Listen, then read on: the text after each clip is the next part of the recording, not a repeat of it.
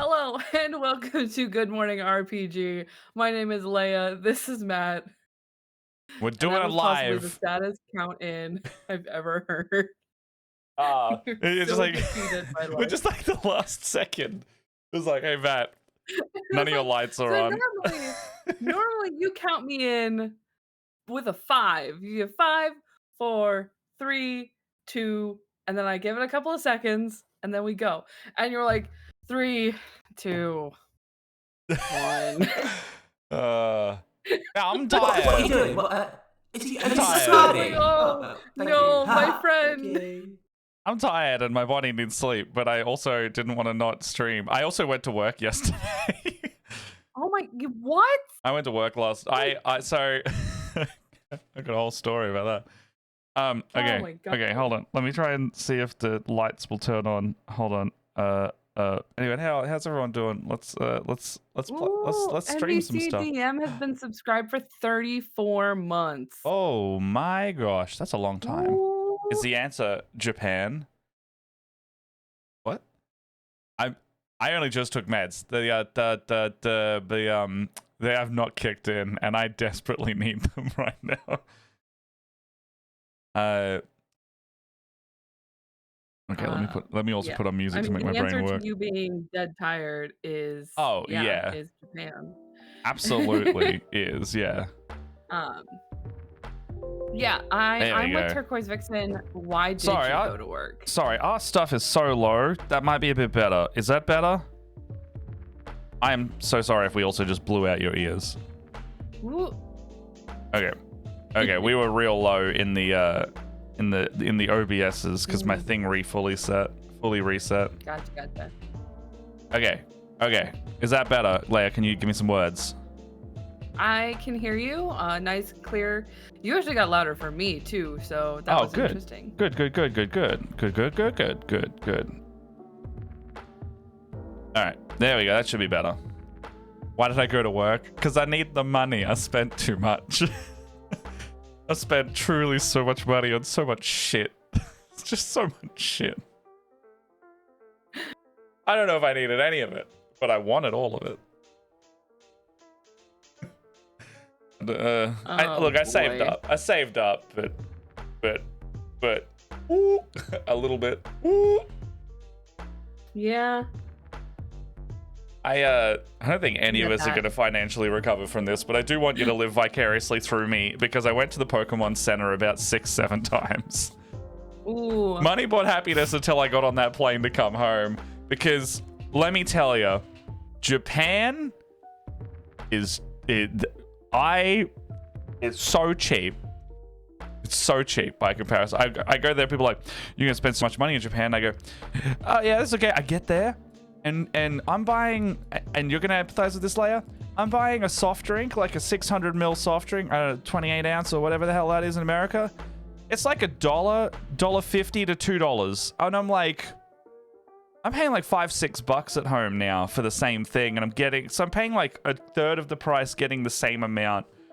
And also the drink choices there, it's weird. There's a lot less soft drink, but there's a lot more like tea and unsweetened tea and like just low sugar tea. And I'm like, I understand why generally people have an easier time here because the choice of that stuff is less. And even when it's like fried or a bit more, it's like a lot lighter by comparison, Yeah. it feels.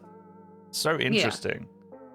That's why it's like one of my favorite things to get when we go to sushi joints is tempura. Oh, It's yeah. like, yes, it's fried vegetables, but like the way that they fry it, it's nice, light and airy. Yeah. It's not that like heavy fried. So Big yeah, agree. I could. I can mess up a bunch of but like, okay, so that was the thing. I have like that stuff here, right? But even still with that, it still feels lighter again because it's not using our methods. Yeah. So I feel like there's another layer again to it because I would go to just like convenience stores and I would have like, you know, the Fami Chicky, like the very like it's just a fillet of chicken, and also 7-Eleven's Rock. I mean, I already knew they were going to be good, but there's just like a hot bin there, and then they just have like You know, they'll have corn dogs or like a piece of fried chicken or karage or just like dumplings, just chilling there. Yeah, my partner who used to live in Okinawa is like the 7-Elevens there slap. He's like Family all Mart. convenience stores fucking slap. They're so actually good. convenient. They're actually convenient. We didn't go to a grocery store once because I think we frequently would spend 5 to 7 equivalent Australian dollars and we would have like a full breakfast. Like a drink, 1 or 2 things to eat, maybe 3, because everything's like just $1 to $1. It's like so good. on how much cheaper like everything was. So the only time the only time I would shit money was when I went to any store, because the food and the cost of living side of that was so much cheaper. I also cheekily looked up rent there, and I'm like, the places we were staying in, about $400 to $500 a month for a whole place. They are tiny, granted. They're a lot smaller, but you could make do very easily on about $400 to $500 a month. This is not a week, like a month. Yes, the places are smaller, but I feel like they utilize space better. We really liked both. We liked one of our accoms better than the other. The second one was larger, and it had like separated bedrooms, and it was actually cheaper than the first one.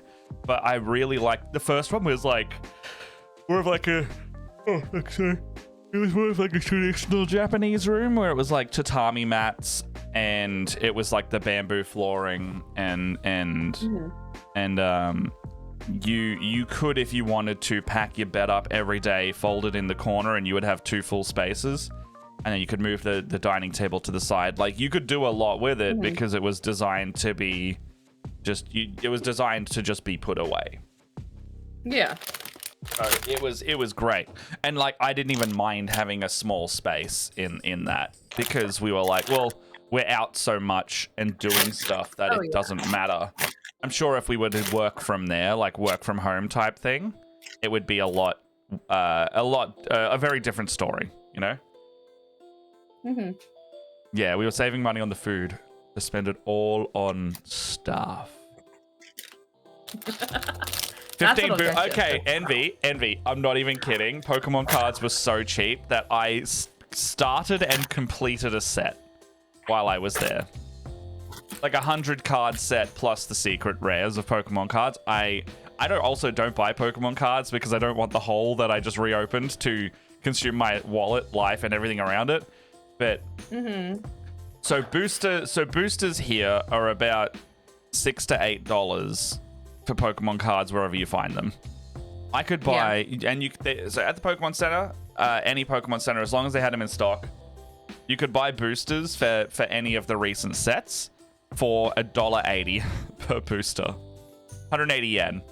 And I went, god damn. So every time we went anywhere, I would look at what the max is for so I also was buying Japanese sets. So they're mini sets. They're half the size of the regular Pokemon card sets, and they're all in Japanese, which is cool because Jess has been collecting the Japanese sets since V-Star Universe, if anyone knows that, or Crown Destiny, or Crown Zenith was the set in English.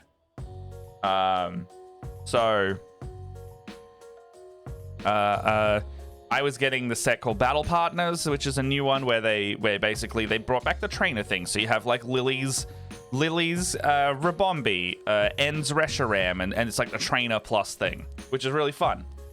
And then because the boosters were $1.80 each, I would go to the Pokemon Center, and then Jess would buy 10. I would buy 10 because it's 10 per person. So I would spend $18 on a third of a booster box. So we just over time would buy a booster box for 60 Australian dollars. Oh my god. And that same booster box I looked up is $130 at home. So I'm saving more than half price on fucking boosters. Needless to say, I bought shit tons. Jess bought the other one, which is a lot. Envy, Japanese 151 is plentiful there. However, it is now it's an older set, quite expensive. But also the other benefit is that in Akihabara, the Pokemon card secondhand game incredible. I went to one building and we spent 3 hours in there between figurines, hobby stores, and secondhand card vendors for every card game imaginable. And on our last 2 days, when I was like, I'm not going to buy boosters anymore because I did my checklist and realized, oh, okay, all of my checklist boosters, I only need like 1 common, 1 rare, and a bunch of secret arts that are probably cheap enough just to go buy singles. I go to the secondhand card place and spent $20 and completed most of them.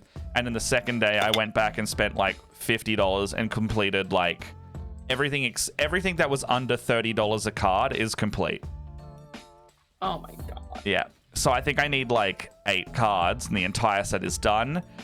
I did pull in my sets the second most expensive card, so it's $130 US card.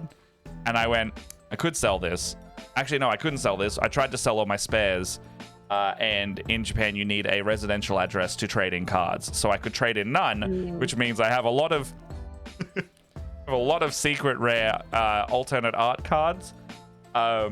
Funnily enough, we just kind of were like at the Pokemon Center at Skytree going, I know we've completed the set, but these boosters are available. They're so cheap. You want to just get 20 more and open them on the plane? We went, yeah, sure, whatever. I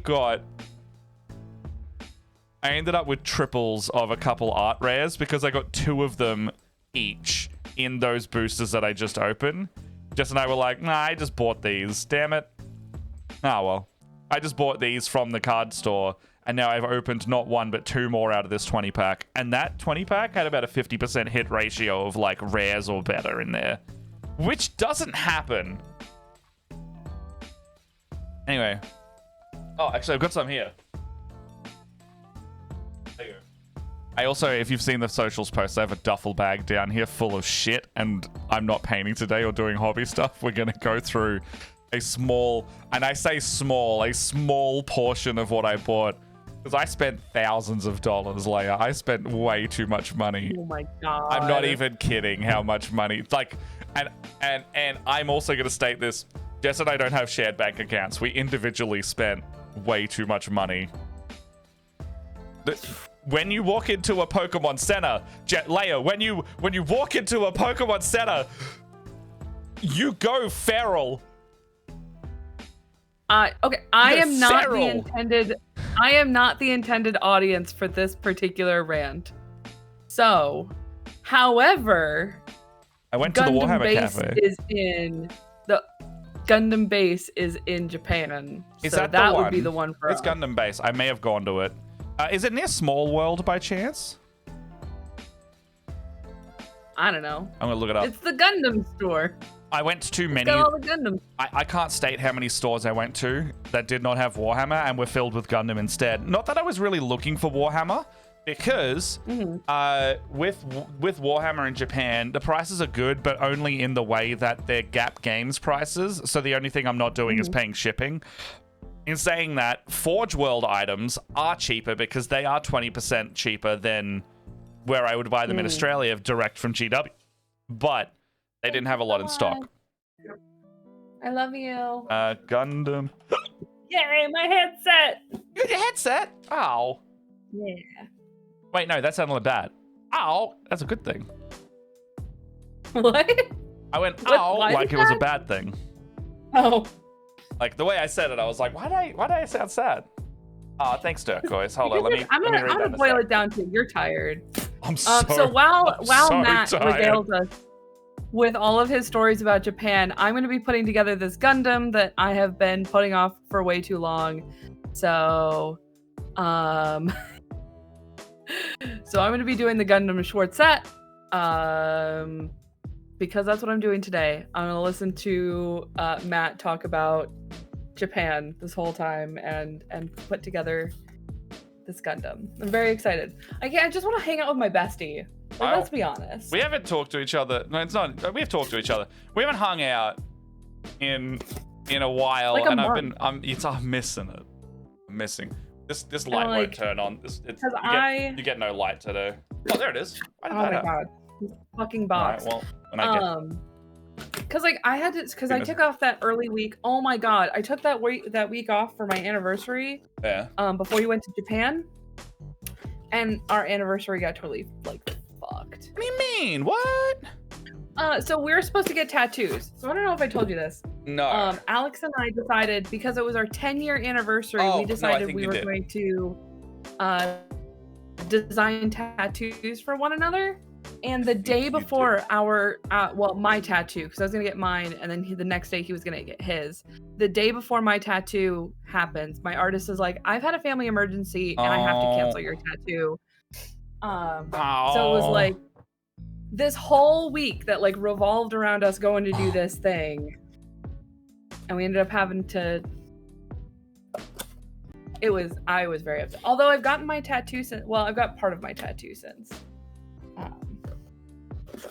Oh, that's why I can't open that.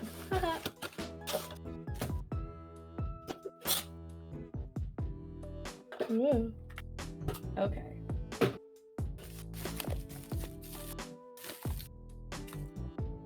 Okay, so, okay, Leia, the funny thing about Gundam Base is I know exactly where it was, and the reason why I know where it was is I was going to go there without realizing it was that one. Okay. What one is this? Okay, here we go. So we were actually going to go to a place... We're going to go to a place called Small World, which is actually... So I got the map up here. Small World is like over here somewhere. Small World is... Okay, Small World Miniature Museum. We were going to go here and just have a little look around, because what you can do there... They have like a life-size... sorry. They have a 2-scale Evangelion diorama there, and we were like, that's going to be fucking sick. Let's go see that. Also, this place is called like Mini Stop, and there's a lot of like hobby things around that are really cool. Literally across the bay, there is Unicorn Gundam. There is the, like, it's basically like almost the Gundam area. I think Unicorn Gundam may be Gundam Base. Or is it literally called Gundam Base? So the Unicorn, that might be the giant... That's the giant Gundam statue. That's what we wanted to see. Okay, hold on. I'm gonna plug in this headset real quick. Yeah. Okay, so... Oh, the Family Mart here? It's everything you need. Gundam Base Tokyo is... Okay, the Unicorn Gundam is the statue, and Gundam Base Tokyo is the...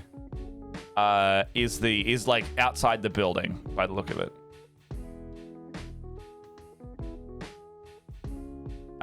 It's on 3rd. That's on 3rd. You got the Gundam District. That's on 3rd. You got the second-hand card market. That's on 3rd. Well, the joke about that though, Envy, is that in where we were in Akihabara, literally everything we did on one of the days was in one building. So you are right in the sense that the main strip of Akihabara is literally like, if you were to call it 3rd, that's where it is. And it's so dense, like, so dense. Like, you'd walk a kilometer and you'd spend 12 hours there. I'm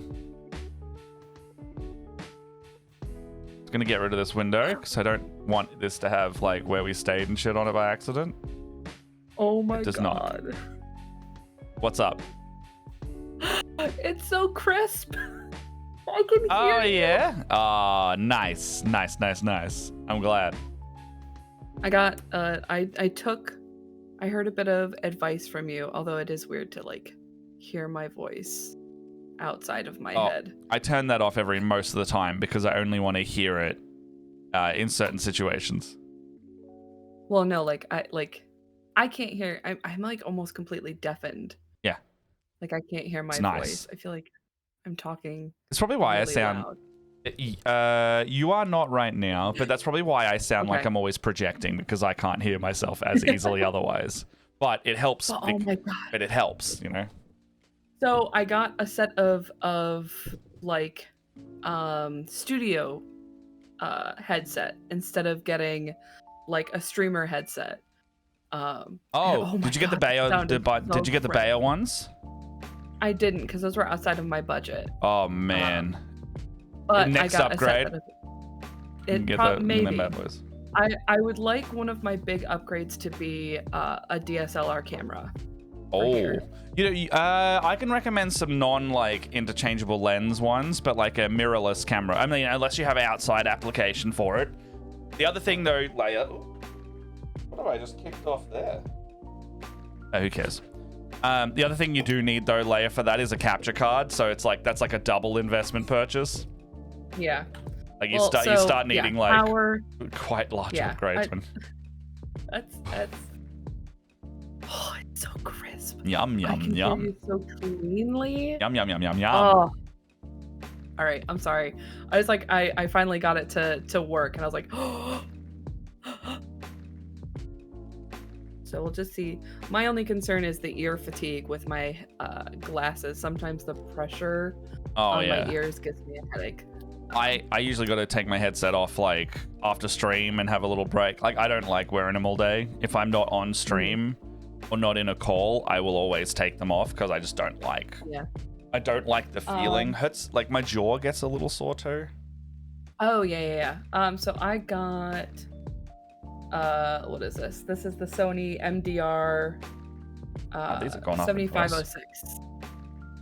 75. Yeah, oh, they're good. Yeah, they're nice. 7506, yeah. I like those. If anyone's watching, So I have a pair of these. These are like genuinely my favorite ever studio headset. If you use a separated mic, never buy a gaming headset ever again. You don't need it. You can spend less money to get a much better headset if you were to simply just not invest in a gaming headset. Like if you need a gaming headset, get one, but like if you don't need a gaming headset, separated mic, like just get a really nice set of headphones. And DJ Studio headphones are where it's at. It's so good, guys. So it's good. so nice. so crisp. I feel like I can hear Matt like he's in the same room. It's so nice. They're good. They're just good. Okay. I'm gonna stop freaking out. They are just good. Remember when I'm gonna work. Remember when I got the wet palette and I was like, oh my god, what have I been missing? This is your like, audio moment. This is absolutely my This is moment your where I'm audio like, oh equivalent. my audio could have been like this the entire time. Do you want recommendations on mics, Turquoise? Because like, I love gear stuff. Actually, I put a whole thread in the Guildhall Tech Talk area of like budget levels as well. Actually, of 3 different budget levels if you want to. And my Discord is lagging so bad. If anyone would like the recommendations for the tech, I think I pinned it in here. I didn't pin it. Let me go pin it. Yeah, I just dumped a huge message in there going like, hello, was it Thrifty Deals? Genuinely don't know where I put it. Oh, Aram is a god with production stuff as well. He is, him and I will geek out about it every now and then. I miss him. I need to talk to him more. Or I need to reach out. One of them. Maybe it's in Thrifty Deals and Free Stuff. Oh yes, it's in Thrifty Deals and Free Stuff. Ignore that first link. Because yes, Thrifty Deals is oh well. Now the featured chat works. Accidentally clicked on it, it like comes up. So I had a long chat to Aram about audio setup stuff. Okay, that now works again for some reason. Don't know why it didn't earlier. Envy, look, your message is highlighted. There you go. Also, if people have profile pictures, they will come up on the stream as a side note if you do like that. So for example, where's Turquoise? Do you have a profile picture? You do. Your profile picture comes up.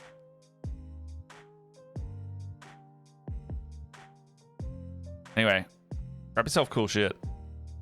Grab yourself cool shit. Speaking of cool shit, this is money I spent before I even went on my trip, but it arrived as I was on my trip. Okay. The small one. You're gonna be like, yeah, Aram Vartian, yeah. The small one is the first one. Leia, you haven't seen this one. I found on the Flash Friday sale the White Dwarf commemorative mini, Grom Brindle. And I was like, Ooh. 1, love the White Dwarf model. 2, that's a great D&D model right there. A dwarf hero of some kind. Oh, Great model. yeah. Great model. So I was like, well, $25-$30 for a really nice character mini. That's better than Hero Forge as long as I paint it, you know? So I think I might make like an elderly elderly dwarf hero based on this guy. Even if it's an NPC. I just think that's a nice model. It's a very cool model. When I did the order for the thing I'm about to show, I threw in the last. So I am complete in my model purchasing for my Tau army, the bubblegum ones. However, I realized I can't use my originals because I was painting them in the traditional colors, so I had to get another box. But I lumped it in with the order and got my discount as usual. So I got another packet I got another box of Vespids because no one is selling them secondhand. Turns out. And then They're good. So I got my buggy. Yeah, well they're just really new fun models. So I got another set of buggy boys. And then the other half of this order was well, you probably can't tell what this is just by the book. Maybe you can. Oh, you can see those symbols. Oh yeah. Oh yeah. Buddy, you know what that means if you've been. It's the color too. It's if the you color. know the color, you know exactly what it is. I'll give you one guess as to what that thing is if you know what that symbol is and/or. Hola, hello, Lockie. I haven't. We have been yapping. Hey. Been yapping. I haven't even shown off the crap yet. So you are just in time. The amount of, truly, there's so much amount of. Actually, Lockie ended up with some stuff. Ooh. Lockie ended up with some stuff because the timing worked out nicely that I was at a Pokemon Center when we were messaging. And Elliot also managed to luck out with that. But Lockie, I don't actually think I have your stuff in this duffel bag, which lends to the amount of shit that is downstairs. In across 4 suitcases that we ended up taking home, 4 checked baggages. We went there with 2. Actually, 1.5. We only filled one of the suitcases with stuff, and when we took 2 over, and we ended up checking 4 because I brought that duffel back here as my carry-on because there was nothing in it. And then I will tell the story. We ended up having to buy 2 suitcases, and I'll get to that straight after I show you. This is bloody sucker right here. Oh my god. Bloody That fucking purple. Ah. I'm going to be painting these in their main color scheme, which is the lovely black and pink.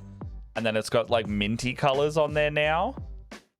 But yeah, I got my Slaanesh box set for the Emperor's Children first release. And I'm very happy with this. But yes, I got this before I left, in fact. And I had to be very on the money because this thing sold the fuck out on the discount retailers. But you got your classic noise boys. More like Slaanesh. Well, here's the thing. I can actually show you one of these models. They have a nipple ring molded into their armor. And I think a few of them do, but the leader definitely does. They are elegant in the fucked up way. But yeah, I love Slaanesh. Turquoise. Pete who Goatee. Goatee is, well, this hadn't arrived yet. Yes, I did show you this. Yeah. Goatee, who also ordered the box. These are the Noise Marines. So when we were trying to get Pete to paint this box up in time for Arc, we were like, let's get a Noise Marine either painted up, or Turquoise was offering if Pete finished his army in time to draw a Noise Marine as one of the dropout Noise Boys. So like Brennan Lee Mulligan or Josh or Zach or Vic, any of the wonderful folks who appear on the show. But basically like one of the make some noise cast, which I thought would be really funny. But yes, if you would like to see the nipple ring guy, it's this one. So the Chaos Lord equivalent has a nipple ring on their chest plate. Which begs the question, is their armor their skin in this faction? Time will only tell.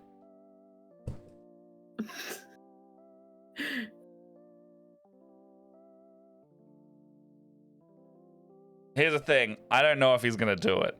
I don't know. They did pick up their box while I was away. Also, Boulder is fucking huge. 2.5 weeks away of growth on that boy. Massive. Massive. Yeah. Lizard huge. Fucking big boy.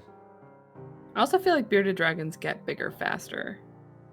They get really big really fast. Yeah, he is like, I've had him since December, so I've had him 4.5 months, and he has gone from like my palm, like sitting completely in the palm of my hand, to like probably bigger than my whole hand. So he's like, including his actually his body alone, probably my hand here to here. And then his tail just droops off now. But it was like the whole body and the tail was just in my hand when I first got him. It was 5 months ago. The doctor was like, hey, he's doing fine. I need to take him there again in maybe like May, June, just to make sure he's not growing too quick. But he is a fucking big fella. What the heck did I just freaking do? What'd you do? Oh, now it's only focusing on my own camera. Click something. I don't want to pop out. I can Full see both of yours screen. still.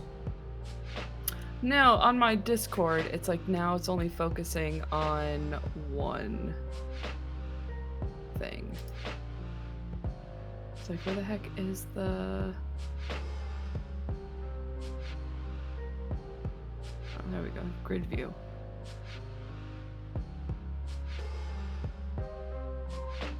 Okay, there we go. Like, what the fuck is happening? Oh man, I'm so out of practice. That's why I was like, I'm not doing hobby today. I'm not gonna do it. I can tell I'm not gonna do it.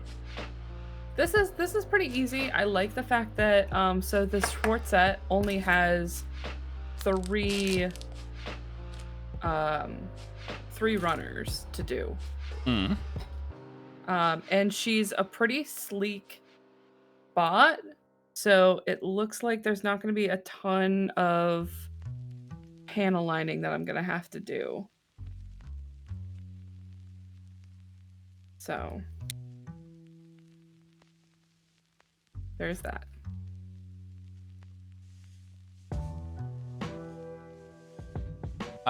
Speaking of Gundam as well, something really funny I found in Japan was you can buy like food sprue kits. Yeah, I've seen love those. I thought it was so funny. I nearly bought It's some so funny. because I was buying like little trinkets just in case I give them away to people, and I was like, oh man, buying like a little sprue of food sounds like such a fun little like classic Japan kit. A little oh, actually I found this exact one there. Hold on, let me find it. I found exactly this one. So this little food sprue kit, you just get like, oh yeah, there he goes. It's a oh, I literally went to Big Bad Toy Store. $15.99. I could pay like $5 for this. Anyway. But yeah, check this out. It's just food on a sprue. I've seen those. It's so cool. funny. Like some edamame. There's some like buns, oysters, little porky chop.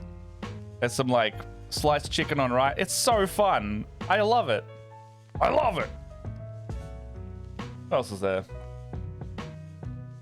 Okay, there's not a lot here, but they look so good. They look so good, and they're so cute, and they're so tiny. I just like it. I just like it a lot. What genre of thing would anyone like to see first? By the way, I'm gonna move.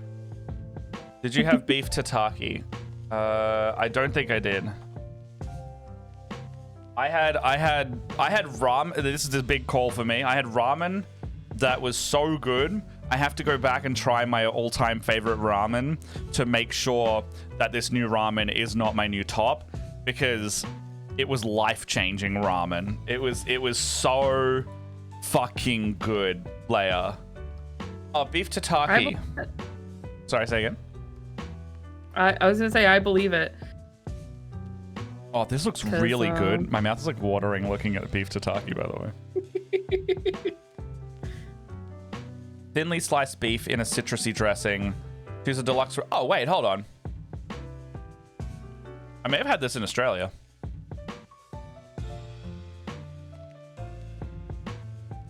Is it very similar to like beef carpaccio?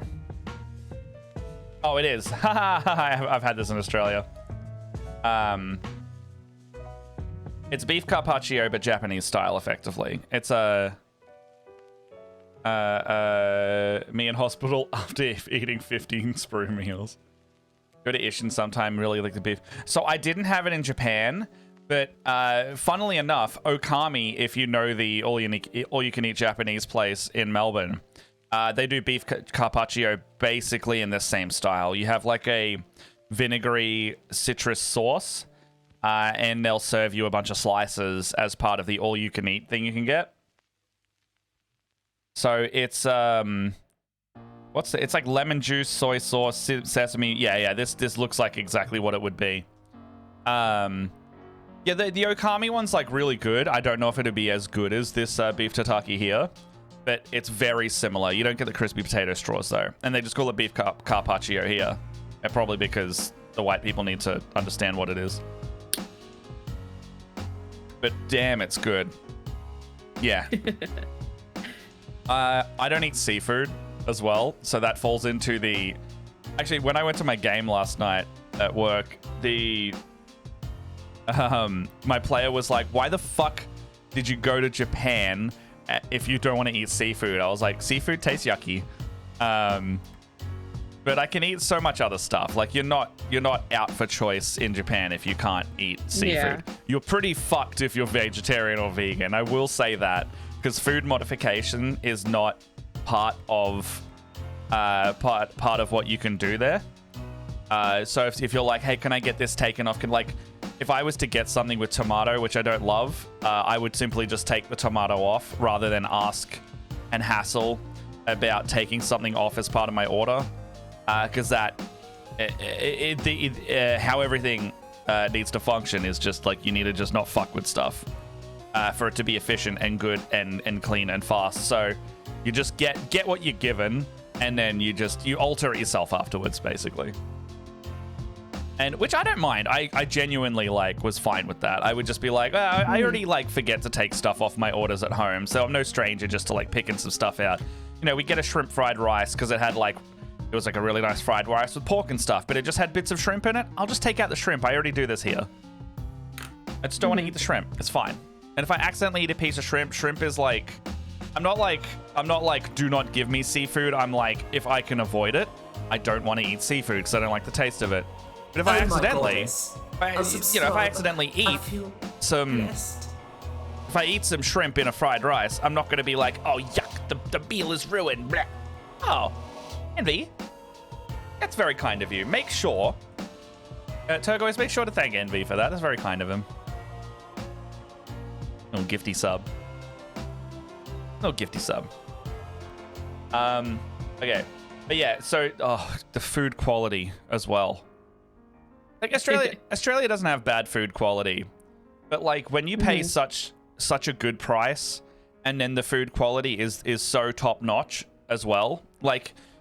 You can pay $30 to $50 for a really good feed here, a really nice quality food for dinner. But when you pay $10 at a middle range restaurant and get the quality of what you were getting there, fuck. I wish I could just go to Japan more casually in that sense. And I know if I lived there long term, it'd be way different because, you know, I'm going to praise it so much because I was a tourist on holiday there as well. Hello, Sam. How you doing? Welcome. Hello. Hello. How you doing? I'm not doing any hobby today. I'm talking about trip because it's fun. And Leia's doing Gundam. Are you cleaning off your sprues? Yeah, so I have I've already used the panel liner on some of these white bits, and now I'm just going back with a little bit of alcohol and a swab and just cleaning up some of the overspill and any of the little markings from me dotting you'll see some of these bits here, how like messy this looks. I want to clean this up so it looks nice and clean, like these bits here. Like you can't see where I tapped the plastic. Oh, yes. So now you pointed it out. Oh, that panel line looks really good, dude. See how messy that is. So now I just take this little alcohol swab and I'm going to clean that up. And now I've got a nice clean piece. Take this little microfiber to clean up any extra alcohol. And then I've got a nice crisp line. Coming from acrylic, how do you find the alcohol switch? I don't know if I would like it. Also, I can't have fumes near these guys. That makes a lot of... Well, so these are, this is just a little bit of Iprasol alcohol. This is not alcohol markers. They're not oil. This isn't oil. This is, I think, I don't know what they're made of. It's in fucking Japanese. I don't know what it is. But I just noticed my this is just like not on, so I'm trying to fix that. I am listening. Oh. No. I'm just trying to figure out my words here. I'm not using a ton of alcohol. It's like I've got this little bottle that has some of my alcohol on it. I just dip my swab in there. So it's not so much that like I'm giving off any kind of fume.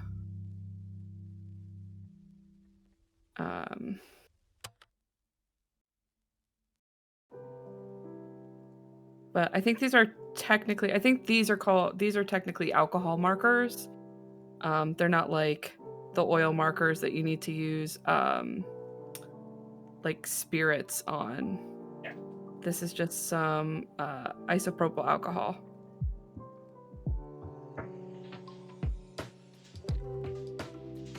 So super easy. It takes like the smallest dip in the alcohol to clean it up. So like now I've got this nice little clean panel right here. Instead of like a super, like that's what that starts out as, and that's how it ends up. Yeah, that's really nice. Yeah, it looks great. I also realized the reason why my lights couldn't turn on is because the same reason the lizard lights couldn't turn on. I hadn't all the power plugs over there were like switched off at the wall, so I had to make sure they were all good. Mind you, they'd only been off for like an hour, so I know like the lizards being alive means that I definitely didn't have that off during my trip. One got out. What? One fucking got out. We don't know how they did it. One got out while I was away, and my stomach sank. But one got the fuck out, and our mate Stu, amazing individual who was like coming over every couple days to feed Boulder, feed them, make sure like they're all good. He messages us on like one of our last days back, and he's like, "Hey, flagging this. Is this supposed to be open?" And he sends me the photo, and I don't know if you've ever seen it, but there's like a little plug on the side of this tank. This is camera. Why is that not on? I'm trusting you today. Don't fucking point the camera at me because I normally have a little blinder up. So don't fuck with the controller today, and you'll get lizard camera.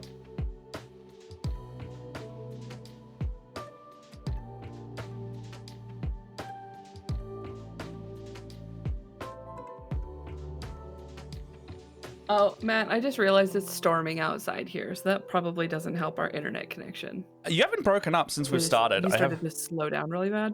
I have a Okay. feeling it might have been my net. It just started getting really choppy over here, and I noticed that the wind is banging really bad outside. Okay, so he's looking sleepy today. Okay, so up here, oh, you can't even see it. Do you see this plug up here that we've now got red tape on? We don't. Oh, hold on. All right, well, it's useful if the it makes sense if all my shit works properly. Okay, where's lizard camera?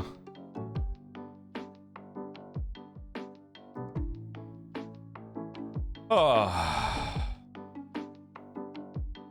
No worries, Sam. Thank you for stopping in. Good to see you, as always. Funnily enough, Turquoise, this wasn't even originally my hobby. My partner was super into Gundam. He's the same one that used to live in Okinawa. And one day he came up to me and he goes, "Hey, you know that I like Gundams. Do you want to watch a Gundam that's called Witch from Mercury?" And I was like, "What? Witches? Giant robots? I'm in." And ever since he got back. He used to be really into building Gundam, and he recently got back into it. And now I'm doing it. You felt really hard into that Gundam hole. Look, we'll get you back on. We'll get you back on. All right, in my defense, all of the Gundams that I have built have been from Witch from Mercury. Although when GQX comes out with more of their Gundams, I will probably be doing some of those too. Yeah, nice. But it was really funny because I was after we went to go see here in the States, the new Gundam that's been coming out, it's the makers of Gundam, and I think some of the writers from Evangelion came together to write an alt history Gundam, and that is coming out soon. And they released the first 3 episodes in theaters here in the States. So my partner is like, "Oh my god, we have to go! Let's go see these first 3 episodes." Very excited. That's amazing. And we got back, and I was like, it was so good. And we got back, and I was like, "Hey, I called dibs on the new Gundam kit. Like the new Gundam, I want to build that new kit because the Gundam is super cool." And he goes, "Excuse me, go get your own hobby." All right, I got the lizard tank up. So see the Okay, yeah. See the red tape on this plug up here? This is how it will probably be permanently from now on. There's like a little disc plug that you can undo. Somehow, when he showed us, that plug was out. And we were like, "Holy fuck." We don't know how long it had been. He had come by 2 days earlier, and then we go, okay, where are the lizards? Like, are there 2 in the tank? And he's like, "One is," and my heart sank. I was like, that guy is anywhere in this house. Anywhere in the house. Excuse the mess in the tank. I need to clean it, very evidently.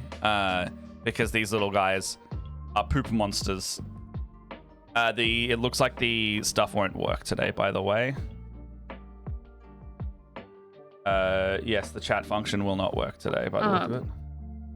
Have you since found the other one? Oh, yeah. No, I'd be freaked. I wouldn't have streamed to that. I wouldn't have streamed. I would have done nothing but look for that lizard until I found it dead or alive when I I wouldn't have done anything if these lizards were missing. Any of them. Okay, just making sure. No, I'm not. Is peachy keen. Yeah, no, we're good. We're good right now. Okay. When I meet these little guys, they're just here. I mean, they're a lot harder to meet for anyone because almost nobody comes in this room. And I'm probably never going to take them out of the house. But this is the closest most people will ever get. Like, in fact, closer than most of my friends get to seeing these guys. Mostly because no one goes upstairs. Yeah. Probably need a feed today. I gotta go. I might, after this, go and get some live crickets because they ran out a couple weeks ago. And... Well, no, they didn't run out a couple weeks ago. They ran out a few days ago. And I would prefer to feed them live. Live buggies instead of dried ones because they get their water from live guys. Desert animals. Anyway. I remember one of my lizards one got day out. when I used to have my old ball python. When I had my ball python, I remember one day I was like just walking around the living room and my cats were like super invested in one of my bookshelves. They're sitting there like staring at it and I'm like, what is going on over here? And I look and she's like curled up in the books. And I'm like, wow. Well, how did you, first of all, how did you get out? Second of all, how did you get over here? So I don't know how long she had gotten out, but like she was really cold. So I was glad I found her before anything detrimental had happened. When I lived in Brisbane, the fish tank that I had Ico in had a very small gap at the very top, which he used to never be able to get to. He got out once ever. And I found them under the fridge, which makes sense because they like squishy, like spaces that they can have their back covered, dark, warm places, which means he got out of the tank, fell out. The cat that we had at the time, the kitten, did unfortunately claw him in the face. And he very clearly, they had an encounter that neither of them liked. And then he retreated under the fridge. I didn't know about this until I found him. I was like, where the fuck is Ico? And I feed him every couple of days, so he was clearly under the fridge for a while. He hadn't pooed or anything, so he may have just got out that day. But yeah, I found him under the fridge with a little like claw mark over his face, and his eye was all milky. And I was like, I'm gonna murder a cat.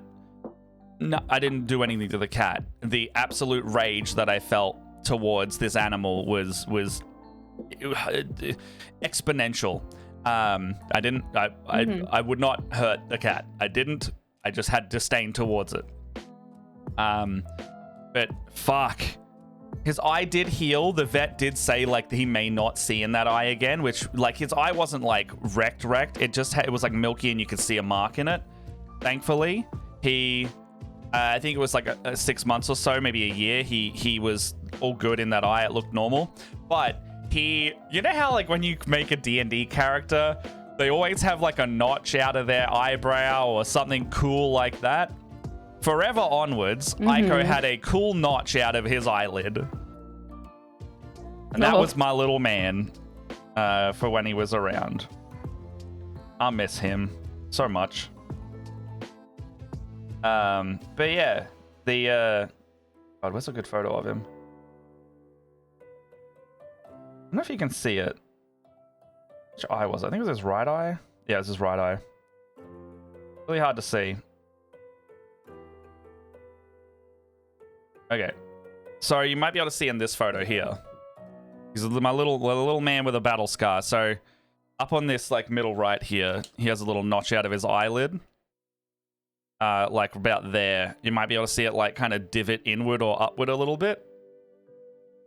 So he had a little scratch going down there. And that was his warrior's wound. He did pretty well. I got a new lovely little guy. I miss my little man. Sad. Shouldn't have gone so early. But do I ever feed him roly-polies? Oh, I can highlight questions again now. Thank you for the fucking app to randomly fix itself. Like that wasn't working for months, and now it's working again. So Turco says, "Have I ever fed him roly-polies?" Are these the wood roaches? Are the hill bugs, sow bugs, multi-living crustaceans? We can feed him wood roaches, but I don't know if they are the same thing.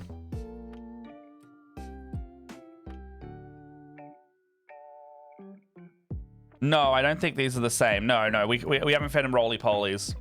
Little isopods. Yeah, no, when I saw them rolled up, I was like, oh, I've seen these things everywhere.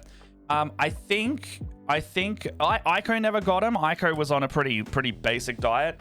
But the Boulder gets mostly crickets, and then I fed him wood roaches, but he tends to eat far too many wood roaches for his size, so it's better just to get bigger crickets.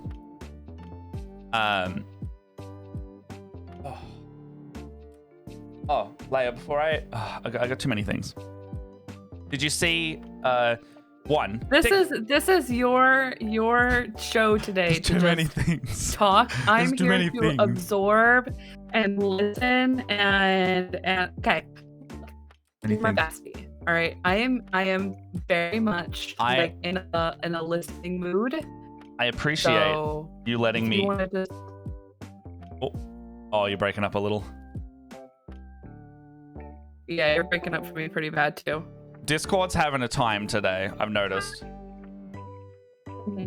Hey, Aurora. Well, like I said, I'm also in the middle of a storm, so yeah, it's choppy, but that has anything to do with it. Probably. It's a bit choppy, but it's not like, you know, it's not wrecking anything.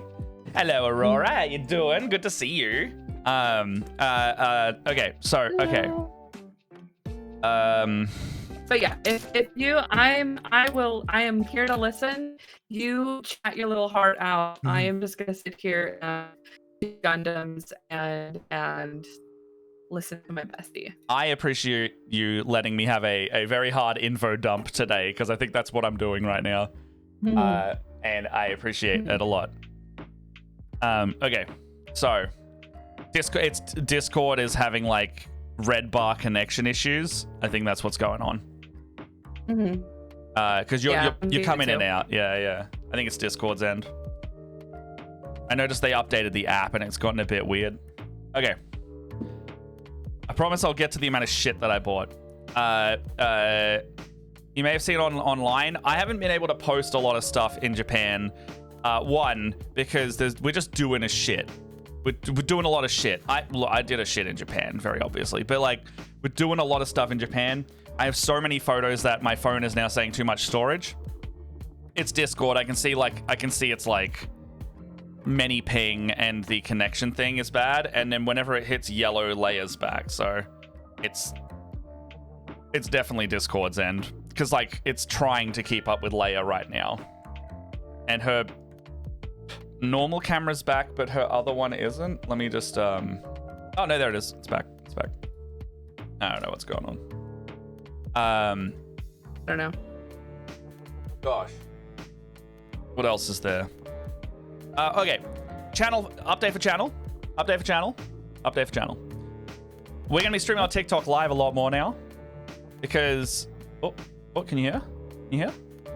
Yeah, I can hear you. It's just my Discord. You getting the like drop. Yeah. Getting some like this camera just was like bloop or bloop. Oh, I mute my tabs because my web browser version of Discord will always do it on stream and it comes through in the desktop audio.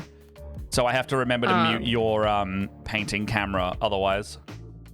That is the first time that it is ever disconnected like that for me. Anyways. Okay, update for channel. We're going to be streaming on TikTok live more. And the reason why is we basically got a partnership agreement that I have signed up for a year on. And that doesn't mean we're doing less streaming on Twitch. It actually may mean that we do some more if I can work out how to do a multi-stream to both TikTok and TikTok Twitch at the same time. Hey, Phoenix, how you doing? We were trying to organize so much to hang out while I was in Japan, and the timing didn't line up. But look, John, I love you. We need to look. I should have got back to you quicker as well. School holidays are a thing. Like it's fine. It's fine. I will be back there. One day you'll be here. It will be okay. It will be okay. Also, you are not in the same city. So I fully understand that's a huge trek because the country is large.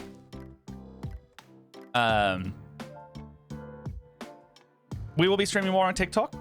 We got a partnership, which is great. We're an OG live. We are an what we specifically called? We are original geek creators for that, and that means that on TikTok there is no partnership program in Australia, but through this we are able to potentially monetize on TikTok and do streams there. So my request for a little bit is to help us out when you see me there and on lives, and you can do subs and things through the same thing. We make this.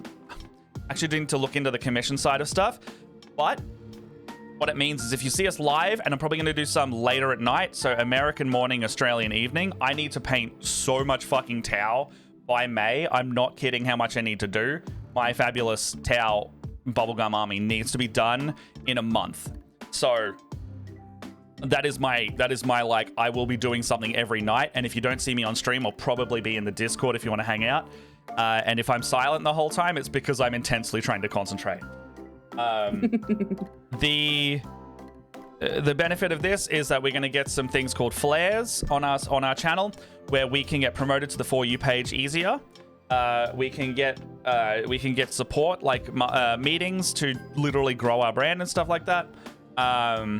And we will have opportunities for events and things that will come up. So I am very keen for that. I've already been introduced to a couple people, and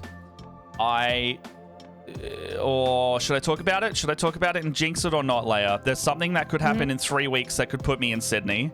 That is very cool. I would say don't jinx it. I will tell you later then. I'm going to be emailing people straight after this. Like, I actually have catch-up work I need to do for this and 3 other things. I tried to do it while I was over there. I had 1 meeting over there, and then I was like, we just don't have time. I'm out for 14 hours a day. But yes, there are some cool shit on the horizon in addition to the normal charity stuff. The charity stuff is going cool. Melbourne is 100% confirmed happening, and there may be a Sydney one. That one I can say out loud because right now it is either in a it is or isn't happening situation. If it goes in the isn't happening situation, there is still a chance that it could happen. It just requires sponsorship funding at that point to, 1, help me get up there, 2, the production costs are a thing.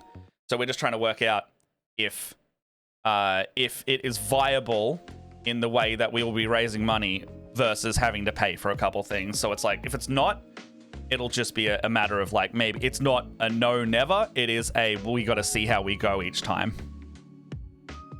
The TikTok thing though, gonna be fun. It was actually really easy to stream from a desktop, turns out, Leia. Like, we could also do a double stream in your morning if you ever wanted to, where I can actually set up, it's got its own OBS-like program. So I could slot our cameras in that way, or I could simply just not have our cameras on and just have like our painting feeds instead, and we're both just talking. Like, that is also viable. That'd be cool. I don't remember turquoise, but I don't want to jinx it right now, so I want to say don't say it, only because of the perceived superstition of it. And I've had a lot of luck with Pokemon cards, so it's gonna run out somewhere. Oh my gosh! I just wanna just really quick, like, just look how pretty these are gonna be. I know these are calves. Nice. Oh, those freaking crisp ass lines. That looks so fucking good. That would also take me so long to do in regular painting. And I know I could switch to these for regular painting. And I know a lot of people on YouTube are like, hey, go to your oil paints. I'm like, I don't want to fuck with fumes.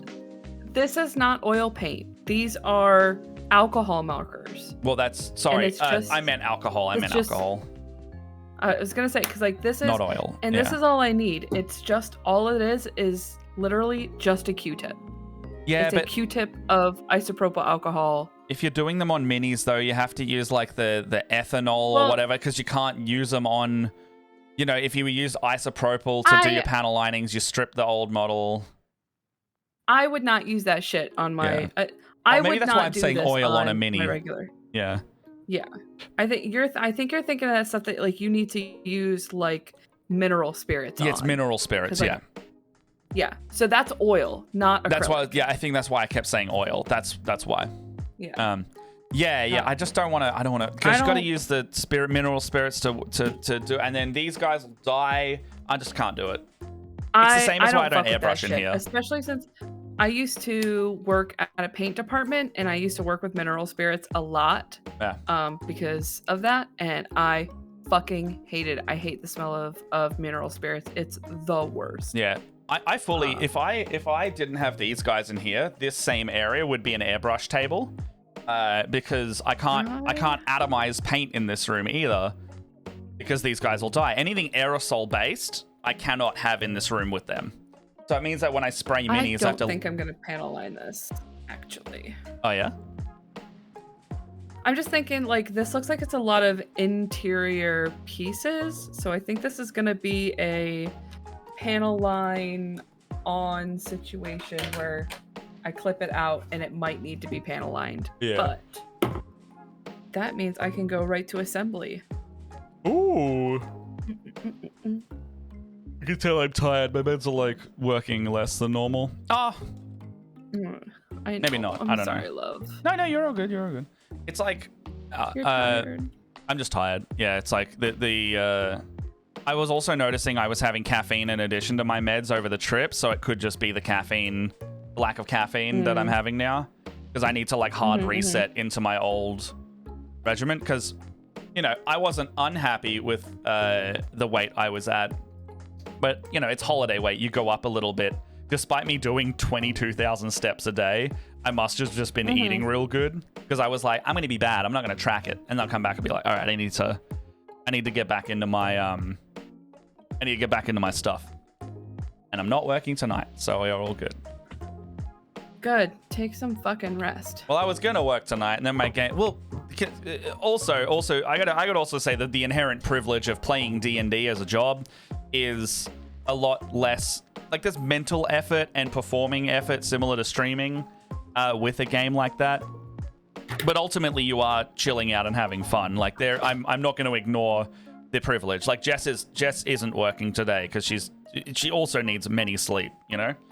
But her work is a 9 to 5, so she's got to do office shit all day, which is a different kind of work. And I'm doing 3 hours a pop. I'm not exactly doing manual labor, hard stuff that I can't do because my body is screaming at me. I just need a yap for a bit. The thing that was struggle last night was I forgot to take my meds, and I drove to my game because I could drive about an hour there in Melbourne traffic, and then I need to do the game, so it's about a 5-6 hour commitment of time, and that's the hard bit. The driving's rough, but the playing of the game, these guys are my longest running game. They've been playing, oh my god, in a week or two, 5 years with me. They're my first ever gig. Oh, they also just beat Zariel last night. Nice. I went to that game on 3 hours sleep, and we did the Zariel fight. Oh my god. Yeah. Thankfully, they're level 16, and they kind of trounced her. I didn't trounce her, actually. I did make it hard. I made if anyone knows that campaign, I made Lulu. Well, actually, they did not redeem her, and they caused Lulu to, like, Zariel broke the sword, the MacGuffin you search for the entire campaign module. She just snapped it because she made contact with it, and Lulu went insane. And one of the madness rolls that you have is she just fell unconscious 200 feet in the air. 2 of the party members couldn't fly. 20 d6 damage, 1 goes down. And they were like, we were doing really well in the fight until Lulu died. She didn't die. She went unconscious, and it says no damage or amount of shaking can wake her up. But 1d10 days. She's just out. And then that's when the fight got dicey. Oh, and then with the sword thing, if you pick up the sword of Zariel and attune to it, you can you will irrecoverably change, and you will become a celestial angel attuned to the sword. Blah blah blah, and that's how you can also do the Zariel stuff. However, none of the main party wanted to do it because none of them were like just enough. They were all worthy because they'd done the trials, but none of them were willing to basically lose part of their self to take up the mantle and responsibility of the sword. Because effectively, this portion of their campaign's a side quest to destroy a book. I keep saying they're speedrunning Avernus. They've done it in 6 months because they came in at level 13 and just dropped a nuke on Avernus. Because oh my god, because they're so strong. Nothing like it's a 1 to 13 campaign. So they were like, oh, we've got a book of vile darkness. We can't destroy it. How do we destroy it? And I was like, they already kind of want to speedrun Avernus. So I was like, well, there's angels you can meet in Elysium that could do it. And the angels pointed towards, hey, well, our friend is trapped. Our friend is trapped in Avernus right now. We haven't seen him in a while. So go find them and they can tear the book in half from you because you need a solar level angel. And they were like, okay, sweet. Where's that? And they were like, just go to Avernus. Just, can you plan our travel? You already did that here. They're like, oh, yeah. So they just teleport to Avernus for one, bypassing the entire 6-7 levels of the campaign, which is fine. They get to hell. They try to locate the angel. They're like, oh, it's in the companion in Elturel. How to get in there? They slowly realize that the Zariel deal.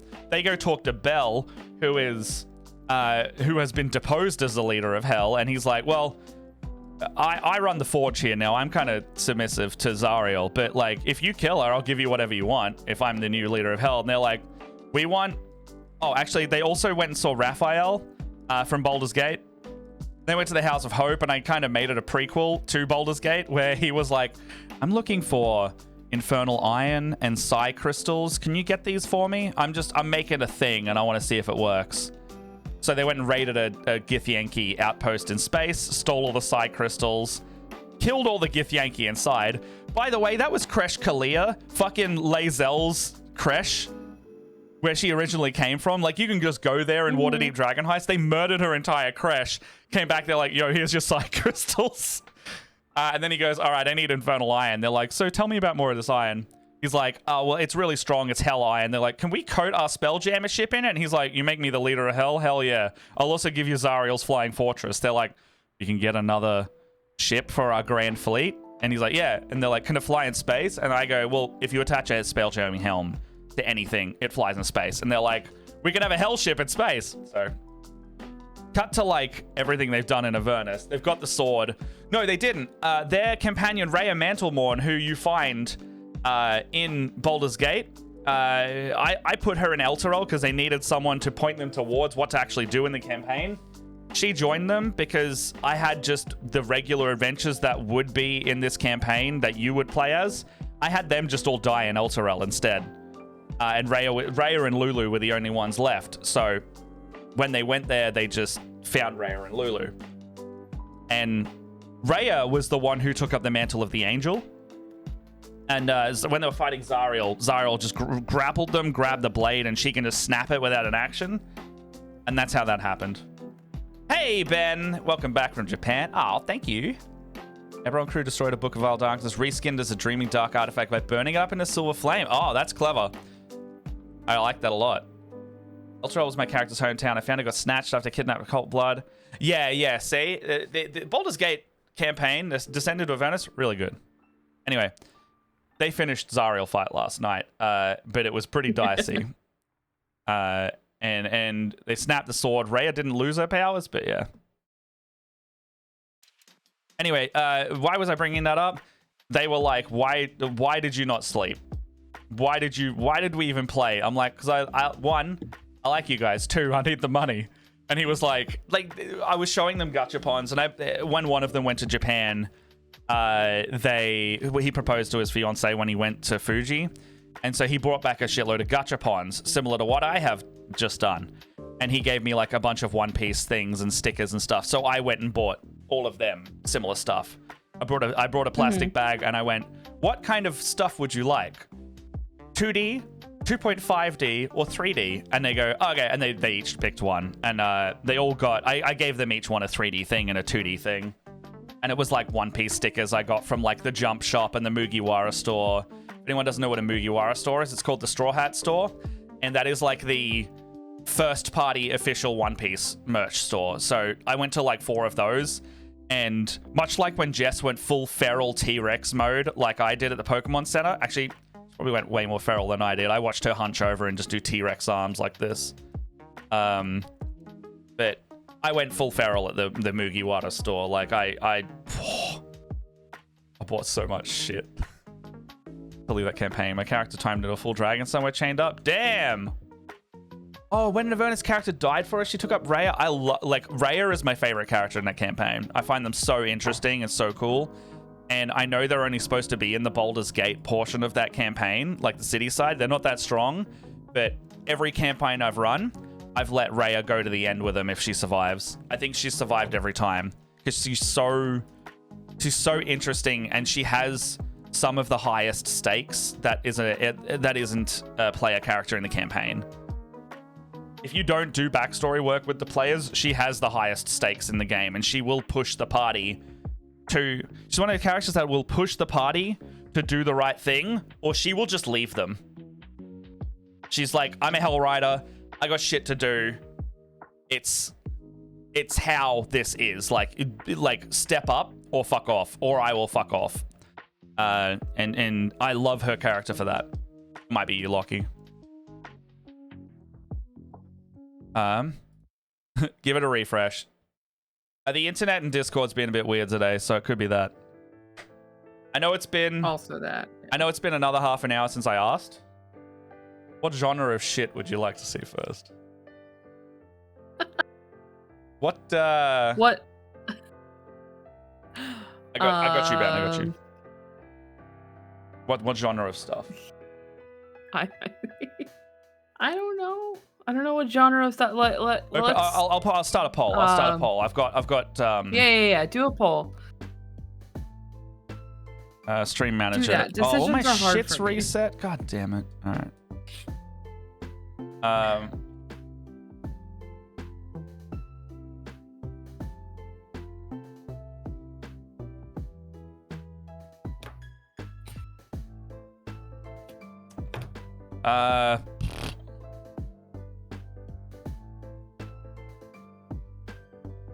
I think I have more genres than... Okay. Start with like whatever your top 4 are. I've got my top 5. I've got Dragon Ball, One Piece, general anime, Pokemon, and gachas. There you go. Actually, no, I'll put general anime might just be like Misk.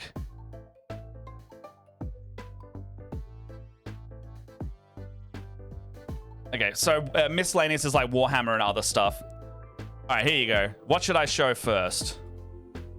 Hey, Pats, how you doing? They're making a new anime version of one. Oh, yeah.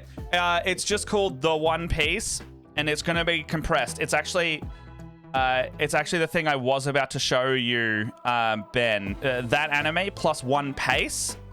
I got options because... Oh, yeah.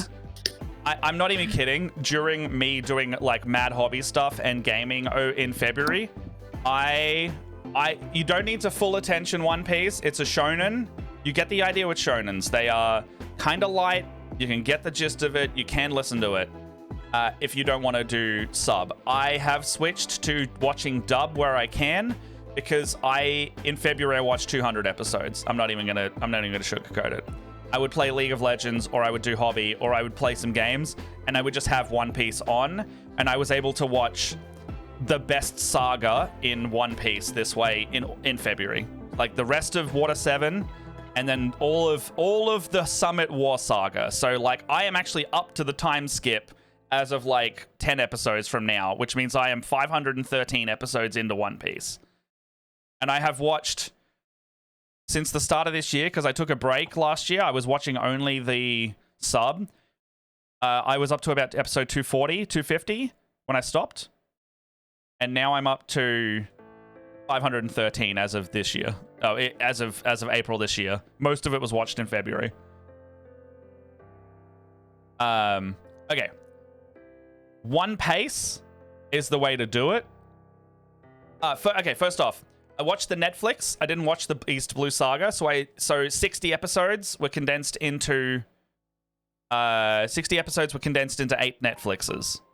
So roughly 20 anime length episodes are in Netflix. You've done a 30% of the watch. Now, I got a Discord server here. It's the One Piece Discord server. do not feel like you need to do this, but this is where you can get linked to the One Piece website. It's a fan project. They have got all of it and then just re-edited it. So they've re-put music on it. They've recut the whole thing. No fillers, no spoilers, and they have kind of chronologically reordered a little bit. And it cuts arcs together into one long episode. So, well, hidden use copy button? Fuck.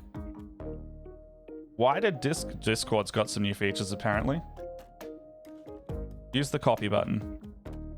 Well, that doesn't work. Alright, well. Fuck you, Discord. They've added new features that I don't like. You can't just invite...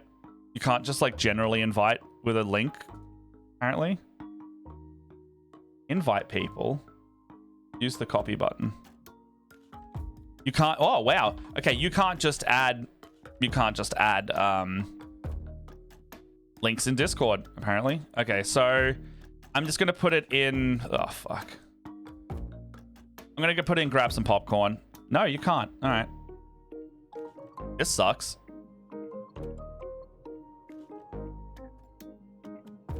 All right, you can't add on Discord easier. I don't know why it's doing that. It says hidden use copy button. Don't know why it's doing that. If anyone wants to, if anyone's in the Pats or does anyone want to be in the One Piece Discord, I'll just invite you privately on Discord, and then you can either invite or copy it. Can someone put it in our Discord? It's really good Discord. You can find all the stuff for One Piece if you want to watch it. But I got here. It's how I've been watching One Piece. Well, Pats, do you want the server? There you go. Can you just copy that in? Oh, that's stupid. All right. Well, if you just invite someone via chat, you can get the link super easy. If anyone wants to check it out, it's just there. I don't know why I did that.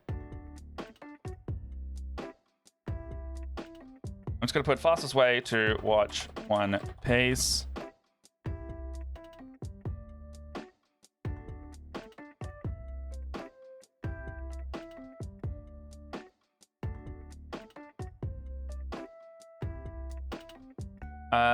Yeah, how do you describe One Piece? It's like it's a re-edit of One Piece, and you can watch it at about double pace. So if you're watching only One Piece, you can watch One Piece in about double the speed. I will talk about that soon because I need to do some socials posts, but I will implore everyone to Lockie, you've been recommended for something as well, not by us. Okay. What do you think what was that? Hey, but Elliot, look at this guy. Right. Welcome to the foes. Look at this guy. How you doing, friend? I saw you stream. Oh, actually, I saw you and Lockie streaming last night. Were you streaming the direct by chance? We'll talk about that too at some point. Oh, I'm an idiot.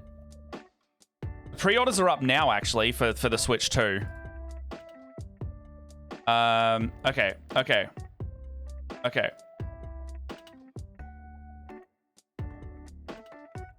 I've put, you also had Nick with you? Nice. Wait, so were you all together talking about it? Because that's fun. We were screaming. I did watch a little bit of it last night. I didn't want to be up till like 2, 3 a.m. So I kind of watched the highlights of it. But I was like, I gotta sleep. Okay.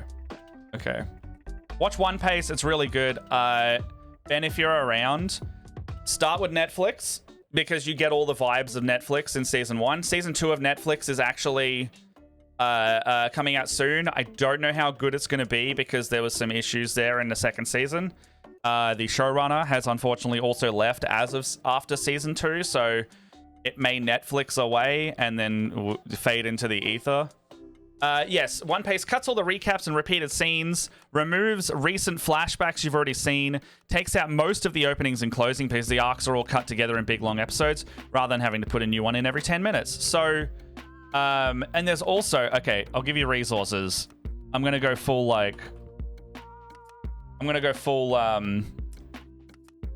rabbit hole with you for a sec. This is how you view what One Piece you have to do. Okay. Whew. If you wanna fully like do what I've done by accident.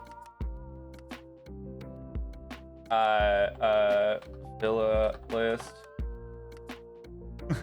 My recent Googles were like anime girl pose because I'm doing all those fucking Tao. My YouTube history is poison. No, my search history is poison. I'm just updating this in the grab some popcorn section for One Piece. Put it.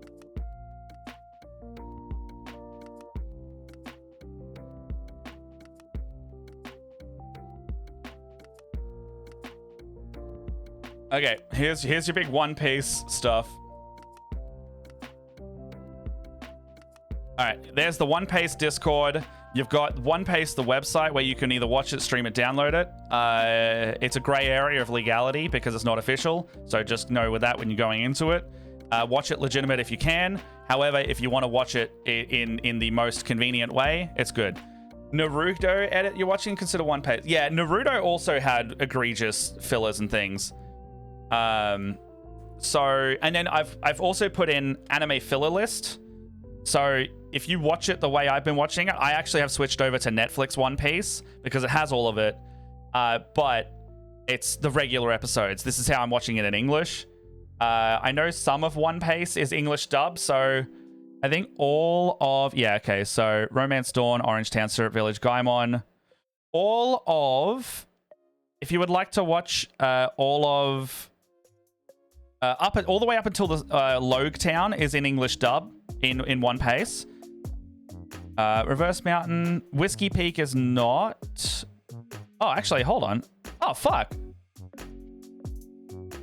Almost all the way through Annie's Lobby has an English dub, which is good. It might not be all episodes, but you can check through a very handy Excel spreadsheet which episodes it covers in the manga, which episodes it covers in the anime, and you can see what you are missing and not missing. Oh, Turcos, no worries. You've been hit with a wave of fatigue and nausea. I will be around for at least another hour and a bit if you come back, but thank you. Oh, yeah. Yes. You also deserve all of those things. Oh, get well. Ben, I've just put all of this in our Discord, so you can grab some popcorn. I've just pinned it. It's under the fastest way to watch One Piece. You should get a red eye Thursday night. Hey. Friday. Wait, is this in May for things? I would say Friday because I will be unavailable for it. Maybe even also Friday. But yes, I am up to. Fuck, I've watched a lot of One Piece. Water 7, Annie's Lobby, Post Annie's Lobby, Thrillly Bark, Saboti Archipelago, Amazon Only, Impel Down, Adventures of Straw Hats. I'm up to post-war, so I think I'm up to episode 491 at the moment. I'll let you know, Pats. I'm about to kick into that. I got a couple things I need to do first. But, yeah, I'm up to this, and then literally the next thing is Saboti, Return to Saboti in the time skip. Saba Odi, what do we call it? But, and you all answered Pokemon in this poll. So before another 30 minutes has lapsed, I'm gonna show you some shit. I love it. I love it. Oh man, my hyper focus is right now One Piece. Probably Pokemon for a bit because I reinstalled some emulators on my phone. I'm playing Emerald like a madman. Also, Lockie and I talked about maybe doing a little stream together. A little, maybe like and if anyone knows what a Soul Bond run is, we might do that. A Soul Bond Nuzlocke, as it were. So I might, because I need to do 15 hours a week on, no, sorry.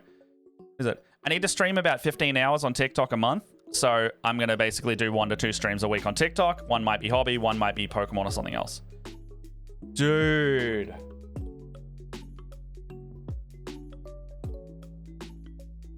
Damn, Daniel. Isn't that cool? I think what I admire about Gundam is the no painting aspect. Not that I don't want to paint. it's a good like step away from painting for a moment. Like I wouldn't want to just do this, but like this is a nice refresher to do when I don't necessarily want to paint, but I still want to make art.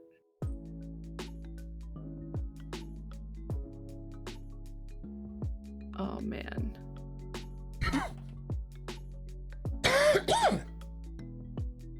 Soulbonds are punishing runs. Yeah, so I think we're gonna do a Soulbond Nuzlocke Platinum, Platinum version.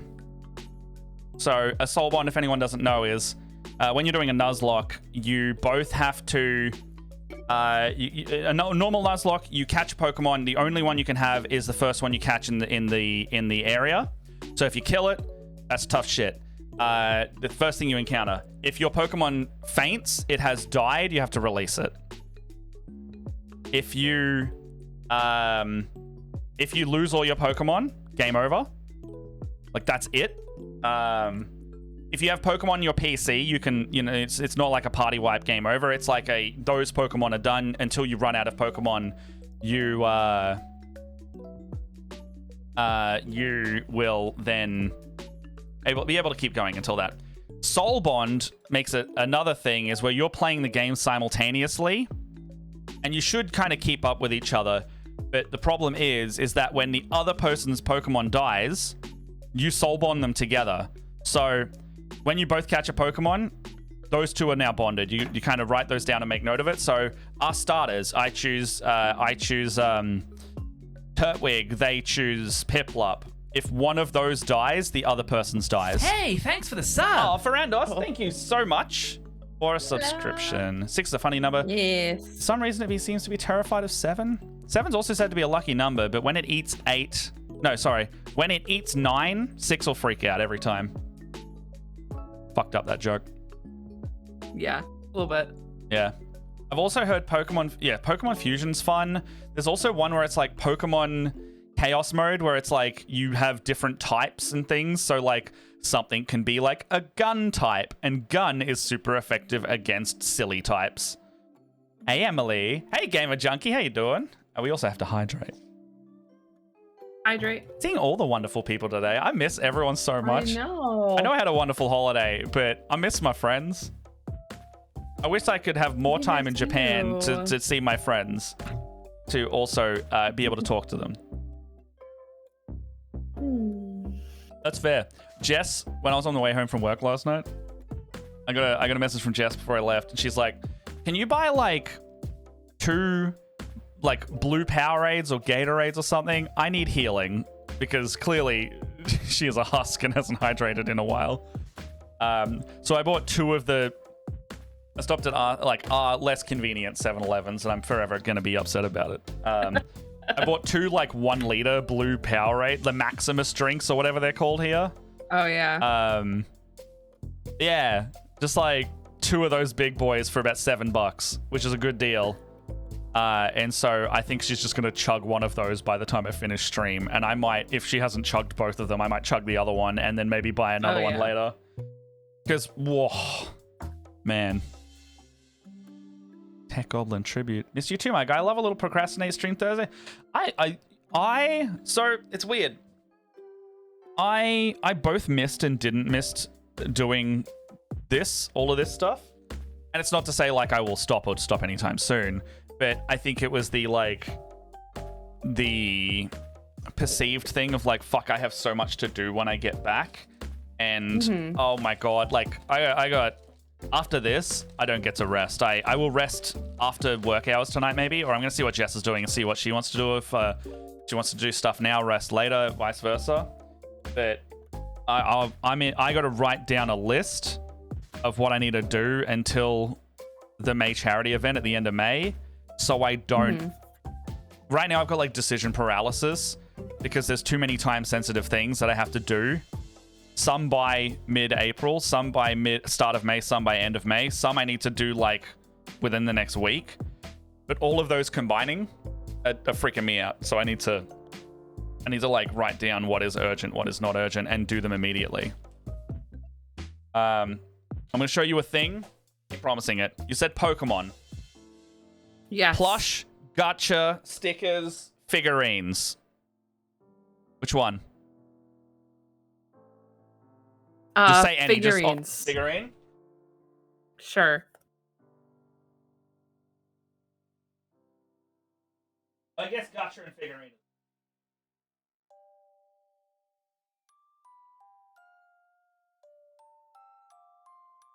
I fucking love these buff Okay. sticks. Okay. Make everything shiny. There's also an other category for Pokemon, I just realized. Oh my god. You're the worst. Okay. Is this actually gonna be seen?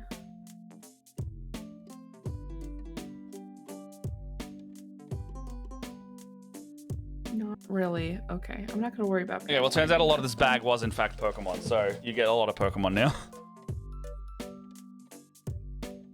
How convenient.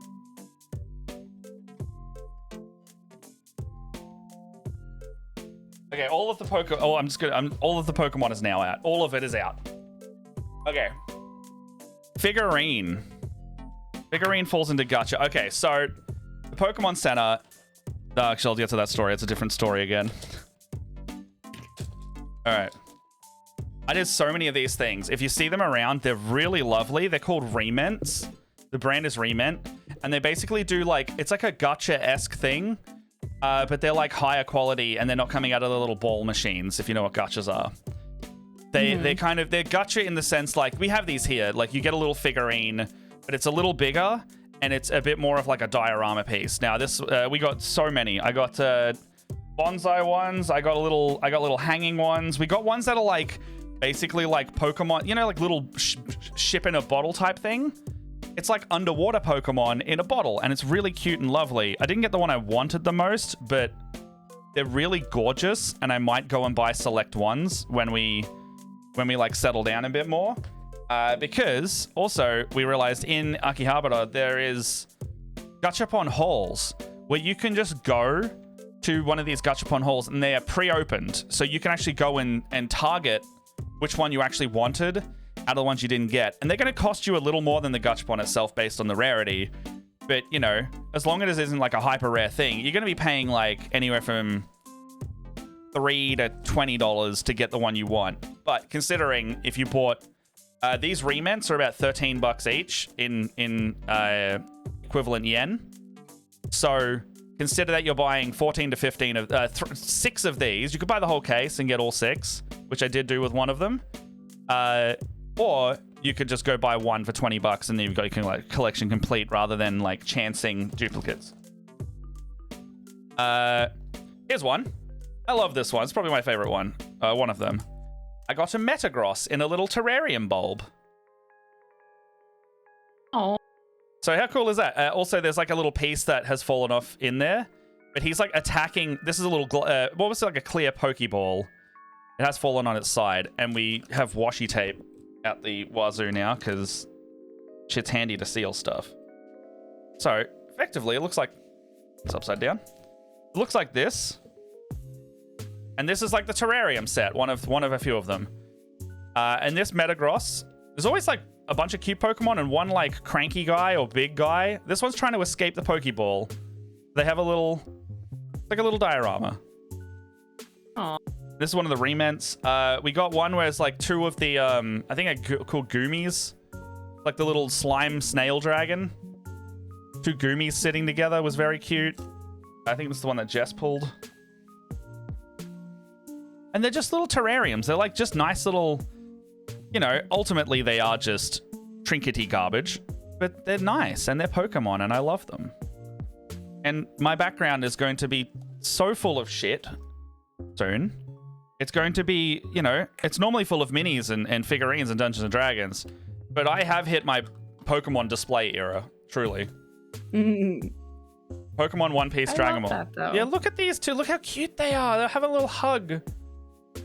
Oh. Yeah. So that's the Pokemon Bonsai. What's this one? Okay, that's Pokemon Bonsai. No, that's the terrariums. This one's Pokemon Bonsai. What's this one? This is like little guys sleeping, I think. We bought all 6 of these ones. We bought one each, and then we got the same goddamn one. So, on this box, you can get Pikachu, Bonsly, a little Squirtle sleeping, a Chespin, and a Talonflame, or the don't remember the name of that thing. You get a Frostless, a Lugia, or a Growlithe. We got 2 of the frickin' Chespin bird ones, like, together. Randomly bought one, same box. We went, God damn it. So we went back and we were like, oh, we really like all of these, and we don't mind. So we bought the whole box. Unfortunately, that means now we have a triple of the Chespin and the bird. So keep an eye out. If you know, my friends who see me first may get one. If you want a little Trinky from Japan. But they're really gorgeous. They're quite large as well. There's a Lugia one. Lugia's not in here, but where the fuck is Lugia?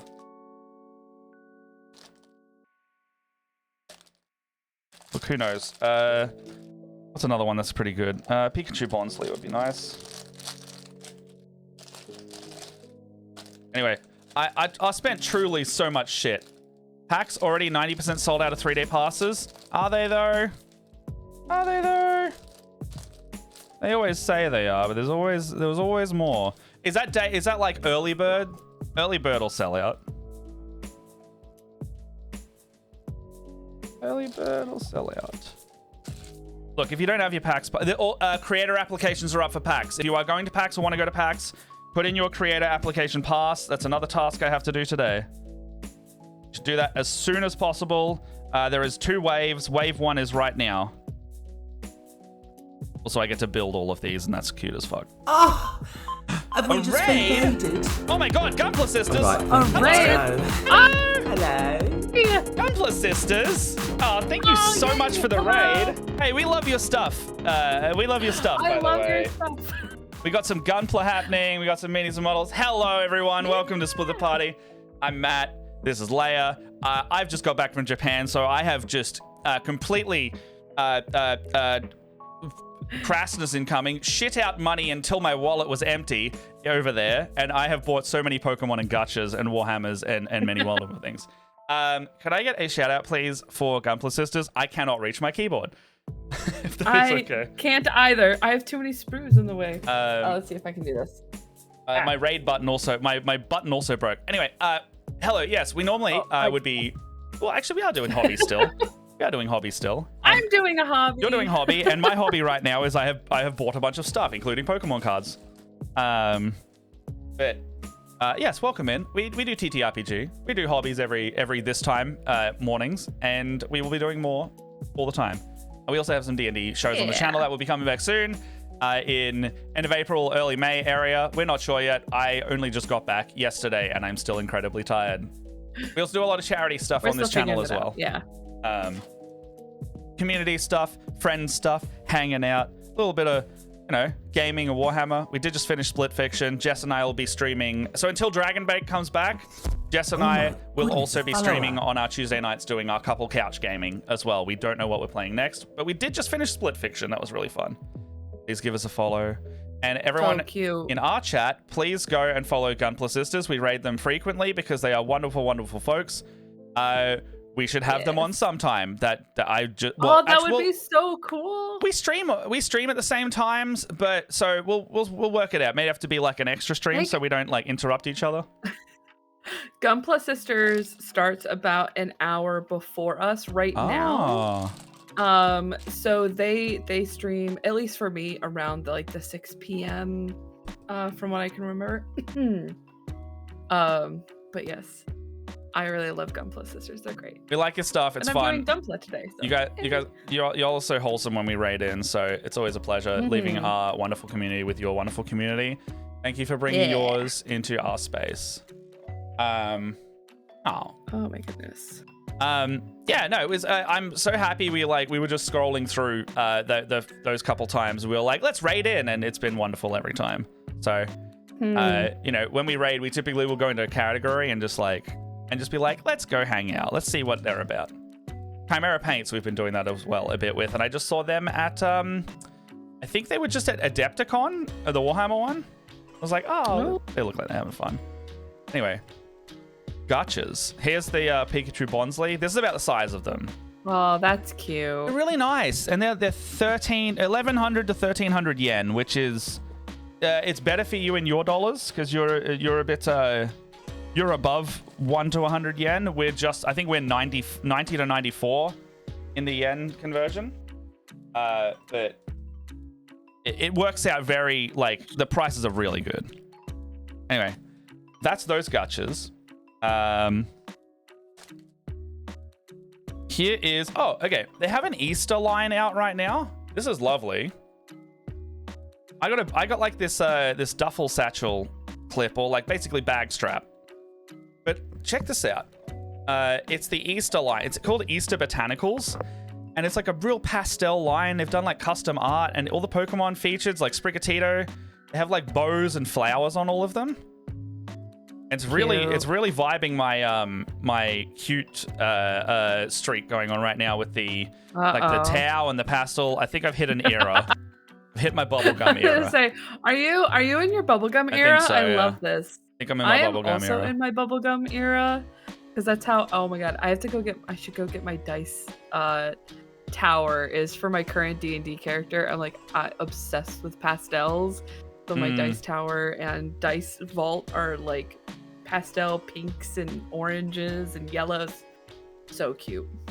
Yeah, so you can see on this. Oh, actually, Lizard Cam just came up. Lizards. One of them is there. He's being. Oh, they're fine. But yeah, when that goes away, you can see like all of these Pokemon have like little hats and frilly stuff and flowers, and this became my my duffel. It's actually really good quality in the metal on the clips. It became my my duffel bag strap. That saved me 15% on car insurance. Whatever you want. Actually, we do have a Red Grass affiliate link now if you want some cool wet pallets and things. So I don't think we got a discount for that, but we do get a kickback. It's in the description. I haven't set it up on an auto trigger. Little Wheezma. Little Wheezma. A little Sneasel so being like, tee. But yeah, this whole line is so cute. They had plushies and all sorts of things. You know, you do pay for it's Pokemon merch. You're going to pay for it. But actually, this was one of the purchases I was like, oh, this is really nice. But I get a real kick out of it also being practical. Because, like, I also bought, like, suitcase straps. Like this one. I bought suitcase straps as well. This is, you know, a Snorlax one. I also love saying the Japanese names now. So this is Kaibagon, which is Snorlax. And one of my favorite Pokemon, Slowpoke, is Yadon in Japanese. And the reason why I like it so much is because there's a music video they released ages ago for an anniversary. And it's just called, like, Yadon Time or something like that. And I'm going to play it now, actually. Why did I feel like that locked? It's supposed to lock? It's strange and slow. Oh my god, this is from 10 years ago? Fuck me. It's called... oh, I can kind of read this now. Have a good one. Thank you so much for stopping in, Gunpla Sisters. You guys enjoy some food. I know it's at least past dinner time here in the States, so... Thank you so much for Have bringing a good your one. community Thank you over. so much. Did we We'll give you a take care of shout them, we out? promise. Give him a shout out. I couldn't reach the keyboard. I've got a ton of sprues in the way, unfortunately, so I don't think we did. There you go. Nope. Is that it?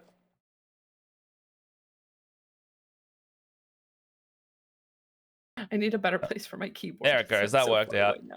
Love blowing them minds to my Yay, Japanese thank students by you. revealing their different English Pokemon. I love it. I love it so much. I love Yadon so much. And he always goes, Yan? And that's like it's supposed to. I think it's the word for like huh or what because he's just a big stupid head. But Phoenix, is my pronunciation correct? Donaiyawan Yadon. Is that right? Did I get wa correct or is that ne? Donaiyanen Yadon. I think that's ne. And I think that actually is in the song. Donaiyanen Yadon. I think that's it. It's a silly little song. Donayanen Yadon. Donayanen Yadon. I did get it right. Hey, my character. Yeah. I know basic language. Ah! So they made a reggae slowpoke song, and this is it. I'm gonna link this to you, Leo, in the live chats. Oh god. Is this gonna be like the... It's weird. What was the Donayanen last one? Yadon.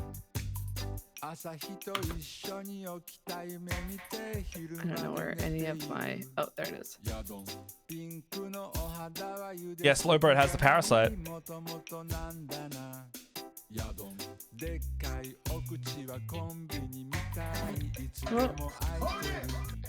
Whoa, that was...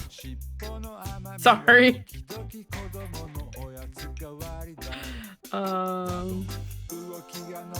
It's just so slow and silly. I love it. But this made me love the Yadon as the name.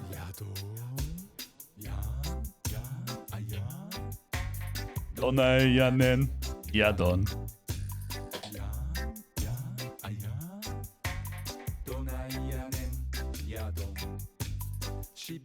I love it. It's so fun. It's silly and fun.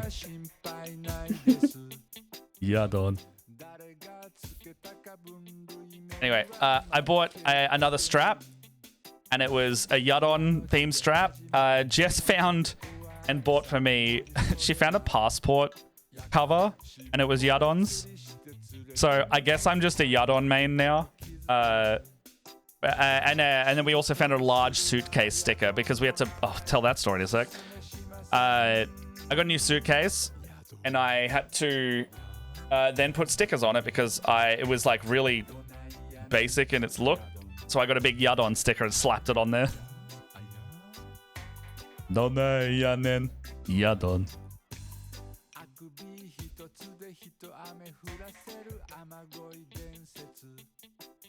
This also just keeps going, by the way. This is 2 out of 4 minutes, and there's just more Yadons just keep joining, by the way. Yadon.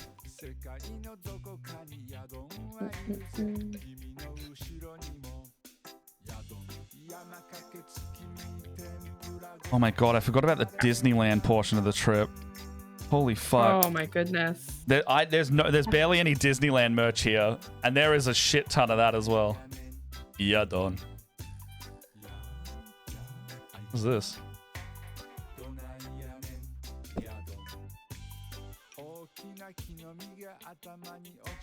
All right. Oh my god. You get the idea of the visuals, so I'm just going to go back to here while we listen to it.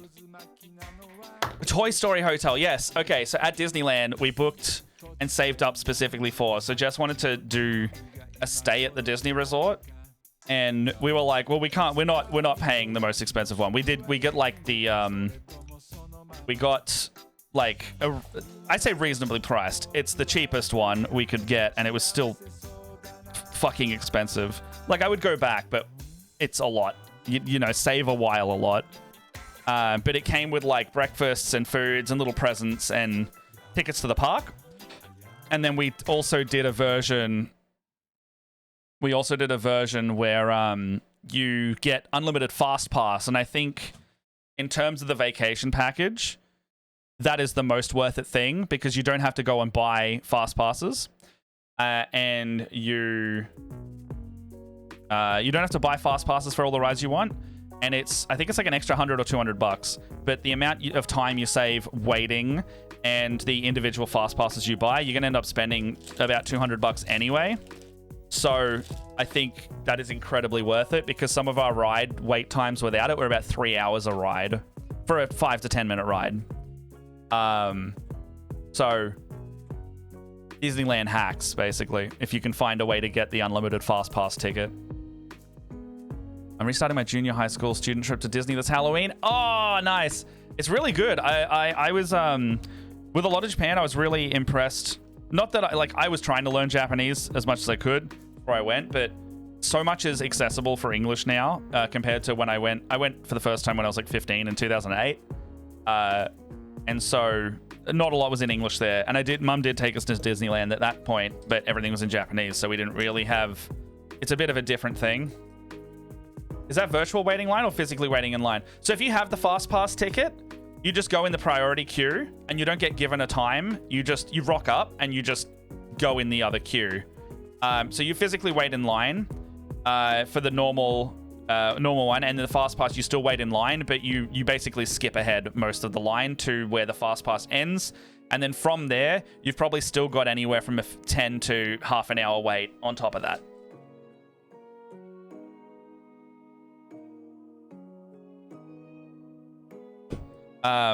So there's still a lot of waiting, but like, you arrived in Japan when you're 7 years old. Oh my gosh. How do you feel?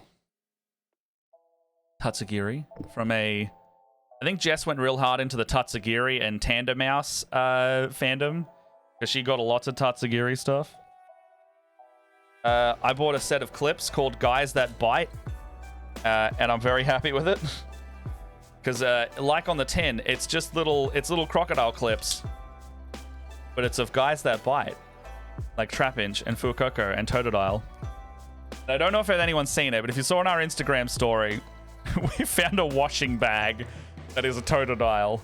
So Jess immediately bought that. Fuck, where is that? Totodile washing bag was a highlight. It was really funny. I bought a life-size Stitch plush. He's downstairs. Sweet girl, come here. Truly just... I decimated my savings. Where is... That doesn't... You'd think if I took so many photos, I could actually remember when I took and what I took. What was I looking for? I don't know either. We're talking about fast passes at the Totodile. Totodile washing bag. Washing Thank bag. you. You're welcome. I'm also trying to figure out what the hell. I can't find it. I'll get it later.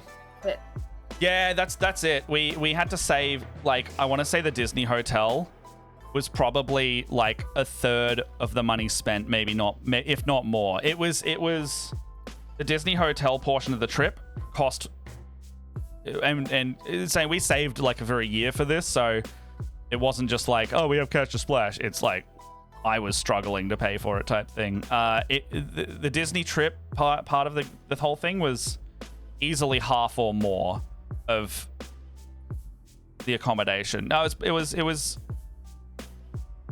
yeah, it was about half in terms of accommodation costs. So we had 2 nights at Disneyland versus 16 days of the whole trip, and 2 nights of Disneyland costs about the same. It was crazy.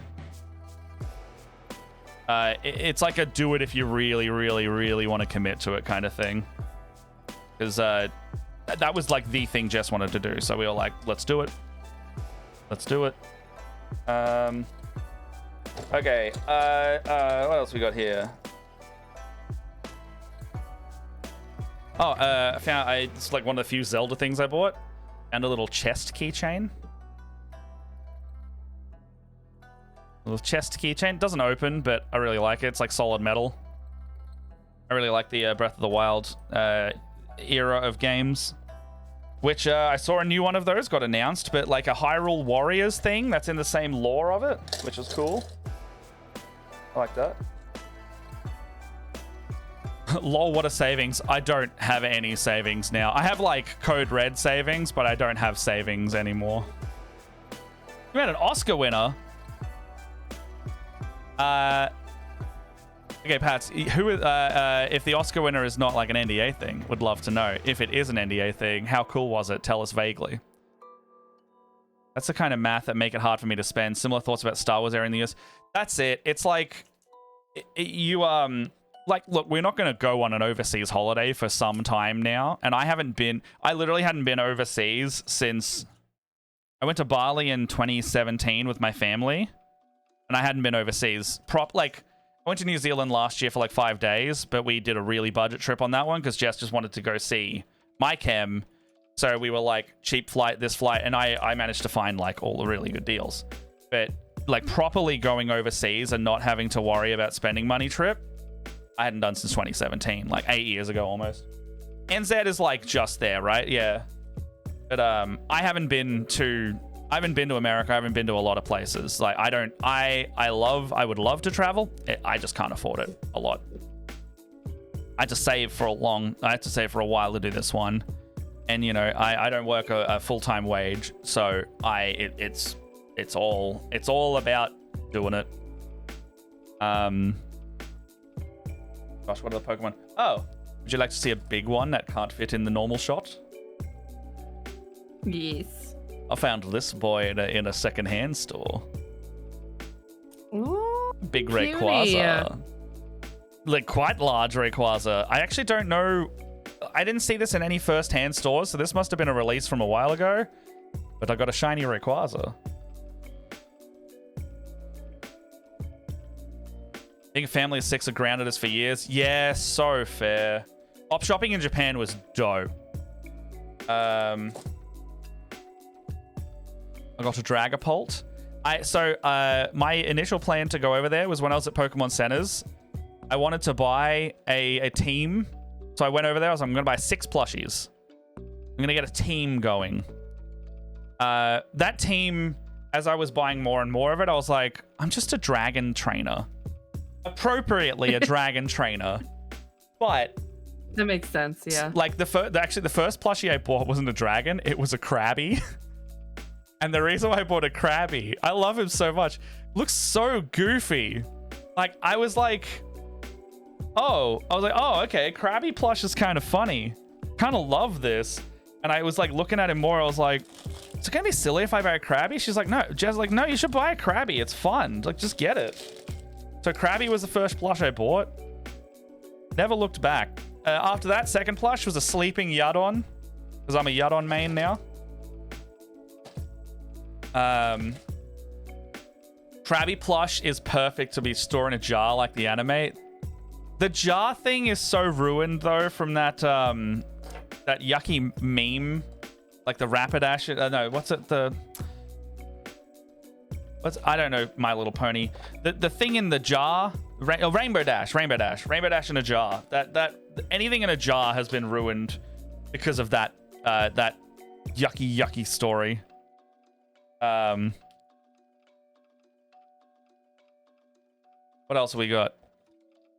Okay. 12:20. I'm barely finished with my Pokemon stuff. A new line they released during our stay, and we went there for day 1 mistakenly for the release. And I don't know why we did. It was in stock days later when we stopped back again. It's called the the Poke Onsen line. So it's basically like a Raichu has opened an onsen that Pokemon can go to, and here's some of the art from it. Where a what's this one? A Poliwhirl. Poliwhirl is working with them. Little Scraggies and other things are, going in there. And it's so cute. Everyone's got little tails, art styles. But you can get plushies of the onsen Pokemon. So it's a regular Poliwhirl plushie, but he's got a Mareep Scrubby and a bucket with the symbol on it. You can also get a little baggie, like a little toiletries bag with a Croagunk on it. I found out when we were doing the receipts to pay each other back that, yeah, but it's got a new hat. I said that so many times when we bought the utterly insane amount of Pikachus that was specific to the area. So there's a Croagunk on this as well. But I found out that Croagunk's name in Japanese is Greggle. I love that as much as Yudon. I don't even like Croagunk as a Pokemon. But when I saw on my receipt it said Greggle Bag, I lost my mind. It was like such a shit name. I'm like, that is possibly the best name I've seen next to Yudon for a Pokemon. I think Diglett is also called like Digdo or something like that. It's funny. Anyway, you can get a Marsh Stomp with a new hat. It's a Marsh Stomp onsen one, so he's got his little onsen tag to be like, this is my locker of stuff, and he's got a little towel on. Got a little towel on. Look at him. And then we got the Raichu owner. I'll go a second part of the story. We got a Raichu with a little owner jacket. It's so cute. It's so cute. You're so funny. This is not even a portion of the plushies we got. One of the duffel bags was 10 kilos worth of plushies. Anyway, this line got ridiculous, and here's the next portion of my stuff I need to bring up. So, the onsen line to get into the store was so intense that it was wrapping around the outside. So it was in Skytree, if anyone knows where that is. And in Skytree, you know, the Pokemon Center's like outside. And so when you go in, you get there. But what was really, really intense is that when we got in the store, there was like the most polite... You know when there's a new release and people like push each other out of the way for stock and shit like that in like Western countries. So I saw the Japanese version of that where everyone so politely waited for a person to stock the shelf before then going feral. So like they would very politely wait, and then they'd put it on the shelf, and then they would leave, and then people would just be like, "Ah, give it to me!" And it was so funny to see and so interesting to see. But the thing that was the most hotly contested item was this. It was a desktop fan in the shape of a Poliwhirl, and the mouth is the fan and the spinny bit. I don't know why this is the most contested. I guess it's really cute. We didn't go in to buy this. We didn't go in to buy this at all. We went in for the plushies mostly, and we ended up walking out with almost every single piece of merch for the onsen line. I want to say out of spite, because we couldn't get to any of it, and it kept running out of the shelves. So we were waiting. It took us 40 minutes to get what we wanted, just to sit there and wait on the shelf while people restocked it. And so we were sitting there just waiting for this fucking fan to come up because we wanted to know what it was. And by the end of it, we were like, I'm getting this fan. I'm getting this fan. Just because I've waited here so long, and now I specifically don't want one of you to have it. We don't need this. But I call it the Spite Fan now. So if you ever hear me talk about the Spite Fan, it's a little USB-C desktop fan Poliwhirl that we waited 40 minutes to get one of. Not even from the section we were waiting in. We were waiting there, and the staff started restocking different areas. We're like, oh, maybe they'll come back. Maybe they'll come back. There's like 20 or 30 of us just standing in this one little bulb of a group, waiting so politely for this stuff to come up.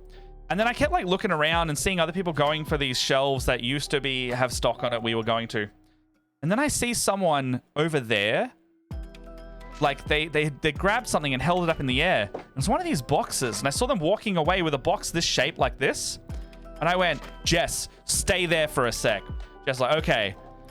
I walk over there, and there's like 30 of these fans on the shelf because they had just stopped restocking where the trouble was happening. Where all of the people were waiting, half an hour, almost like I waited for about 15 minutes just in that group. I was like, okay, well, they're not coming back. And then I started looking around. I see 30 more fans on a shelf over there, and I'm like, they've tricked us. We have to wait over there because we think that they're going to come back there. So I'm going to go over here, and I grabbed a fan. I just hold it up all the way in the air, full arm out, and I'm like, Jess! And she looks over, and I'm holding up the fan. I go, got it! And she just leaves the group. Slowly but surely over the next like 20 minutes, people start seeing that no one's coming back to that area, to the point where like the shop exit line to go to the checkout had started overtaking that area. So the staff pull away the baskets that had those fans in it originally. And if you had have waited there the full time, you would have been waiting there 40 minutes for them not to restock the fans. I was like, I'm happy I was scoping out other bits. Anyway, Spite Fan is now in our life, and I'm here for it. Something that I actually wanted is this. It's a set. It's a keychain set of the in-game drinks you can buy in Pokemon. You can get a fresh water. You can get it's called a Psycho Soda, which is basically a Ramune.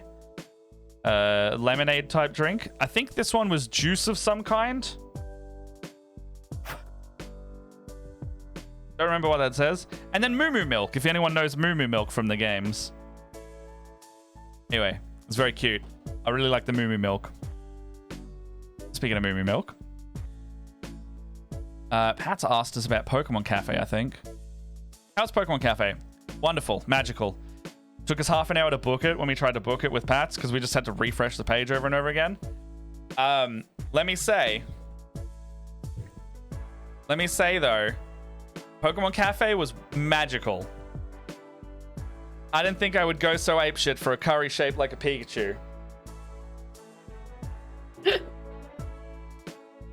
we spent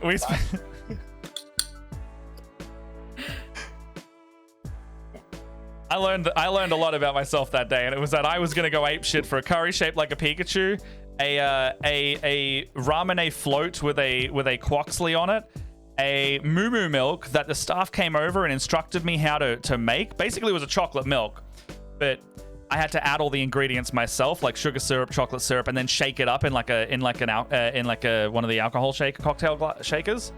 But yeah, Pokemon Cafe was awesome. Jess got a Snorlax shaped rice thing, and it was so hard to book. But they also had exclusive merch there, and that was the other part of my downfall. But here it is. We actually sat on these. Oh, they've changed it since we've been there. Anyway, this is the kind of, so I got this Pikachu Bulbasaur Friends thing. Mix our late. Oh, interesting. I got this curry plate thing, so you can choose like, it's a Pikachu rice, and then you get like some kind of beef curry. And then like there's like a Bulbasaur, Squirtle, a Charmander, which are each made of different things. I got the Charmander one because it was basically like a little chicken fillet. And then I got this ramen soda thing. It was awesome. We ate so much because we only had 90 minutes, and there was no chance in hell I'm ever going to get there again easily. You can also get like cold drinks, but then they have like little shakers of Pokemon. So it's called Choose Your Pokemon Latte, and it was $9. And you basically scroll through a list of, I think, all the way up to Gen 5 or 6. And you can just get a Pokemon on it. So I got a Garchomp. I got a little Garchomp. I think I got a Mocha. Jess got like a Gengar berry smoothie. Where's Pokemon Cafe Day? Disneyland. Disneyland, more Disneyland. Okay. So, yay! Oh, dude, that looks so good. Oh, I love her. This fucking headpiece. The headpiece is the coolest part. That's so cool. Oh, here it is. She's awesome. A Garchomp. Oh. A Garchomp latte. Got a little guy on it. No worries, Pats. Thank you for stopping in. Little Garchomp latte. Have a good one. Oh my gosh. Everything was so... It was an expensive meal. I think... I say expensive. We bought so much. We couldn't eat all... we could eat all of it. We forced ourselves to eat all of it. It was about $80 each. But that's because we ordered too much. We ordered like 5 drinks between us, and then we got a free coaster every time we ordered a drink. So we were like, all right, well, let's keep doing that. Jess got like a Pikachu souffle pancake. Look at this one. Oh my goodness. Yeah, it was all delicious. All the food in Japan was delicious, barring we went for a meme and went to Denny's, a Japanese Denny's. I'd never had Denny's before, and this Denny's was fancy, but it was still a Denny's. It was only okay. We got a little desserty. This is like a chocolate parfait thing, and Jess got a little Lapras drink. Because Lapras is one of Jess's favorite Pokemon. Little chocolate parfait. Aww.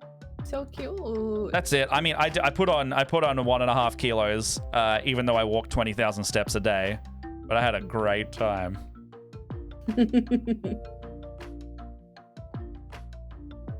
This is Jess's like Gengar berry smoothie.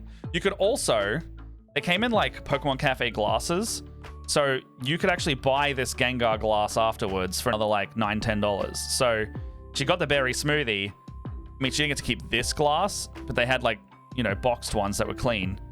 So she then went and purchased one of the Pokemon Cafe glasses and a Gengar glass. Where's my curry? Jess has got a bunch of the photos as well. She must have the curry. My phone kept running out of space. I had to delete so many things.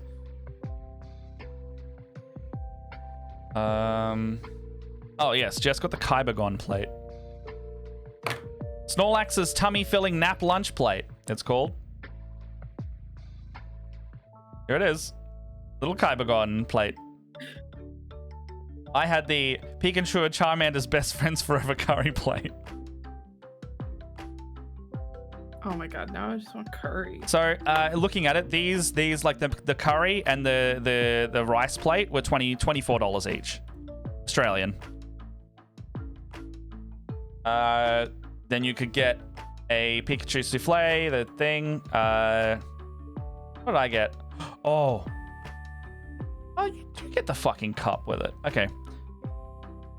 We couldn't buy this by itself, but you can get a Poltegeist matcha or regular tea.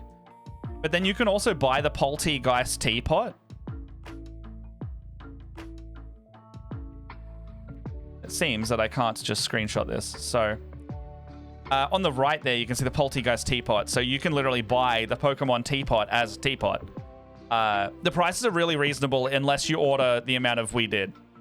If you're ordering like a regular lunch worth, you're going to spend $40 or $50, which is reasonable in Australia for a nice lunch.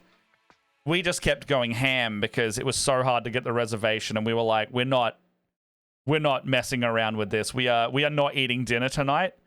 We're just going for it.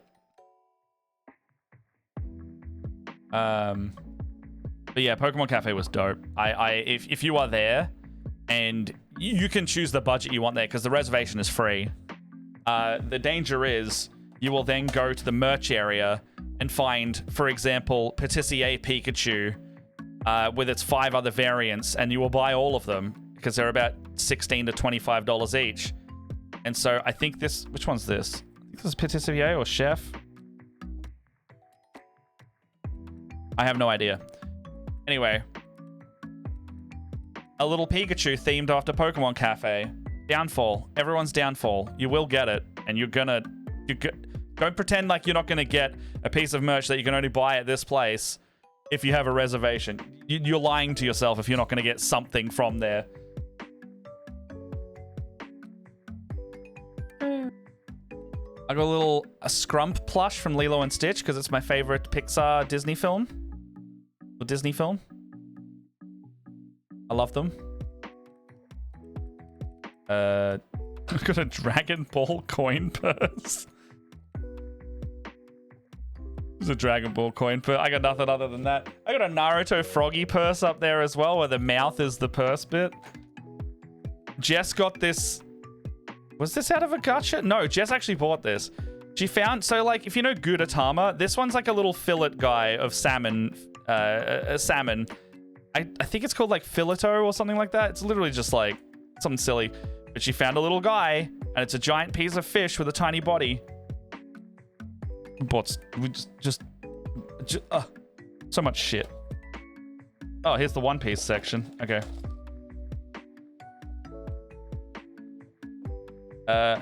I bought a devil fruit, not realizing it was a hair tie, but I still like it because it's a little plush devil fruit.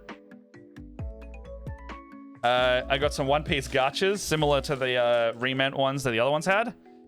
This is, I think this is Lilith from the Egghead arc. I think it's Lilith. Anyway, it's a bodysuit sci-fi lady. Apparently she's cool. I haven't met her yet.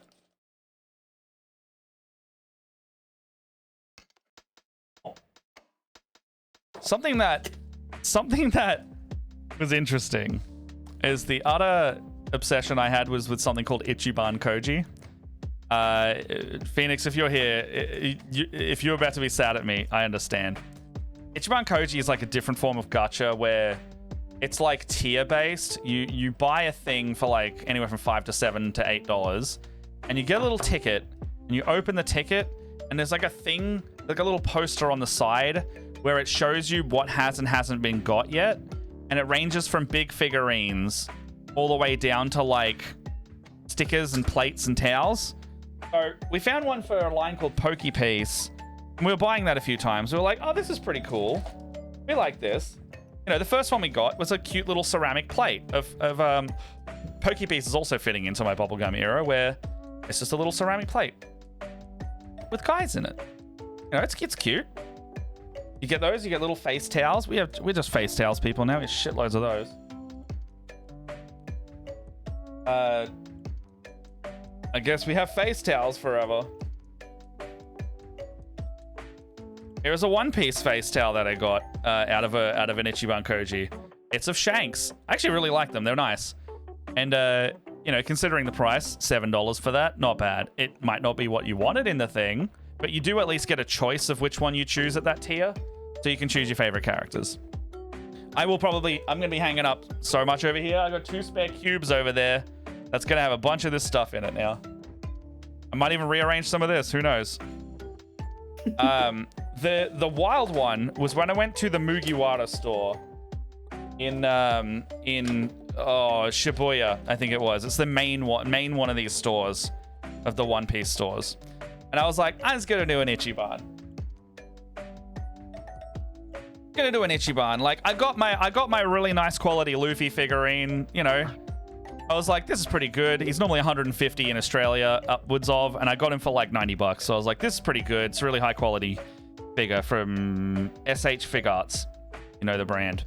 I really like these. I got a Goku one as well because it's him at a food thing. So I got that and I was like, I've done my purchase. Maybe I'll do an Ichiban as well. I did, basically every store I went to, I saw an Ichiban that I actually wanted. I went, fuck it, I'll try it. I pulled, so it goes all the way from A to J. A being the best, most big, expensive thing, and J being like the little stickers or whatever. I got a B.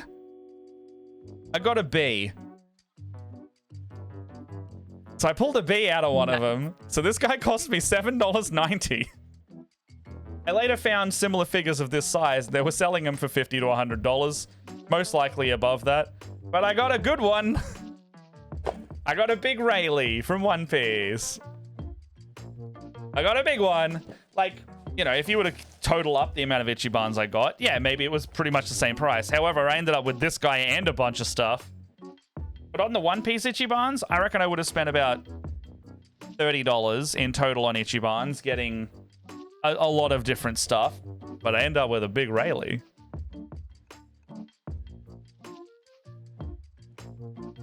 And I think the brand is called Master Lease X-Piece. I just want to note real quick that your excitement is literally so infectious. Yeah. It's like my cheeks hurt from smiling I'm so happy hard right now. I'm happy. And after I've done my work this afternoon, I'm going to unpack my suitcase and take a photo of it and be like, oh my God, I spent too much money. I got an egghead and a gacha. Oh, this is all my...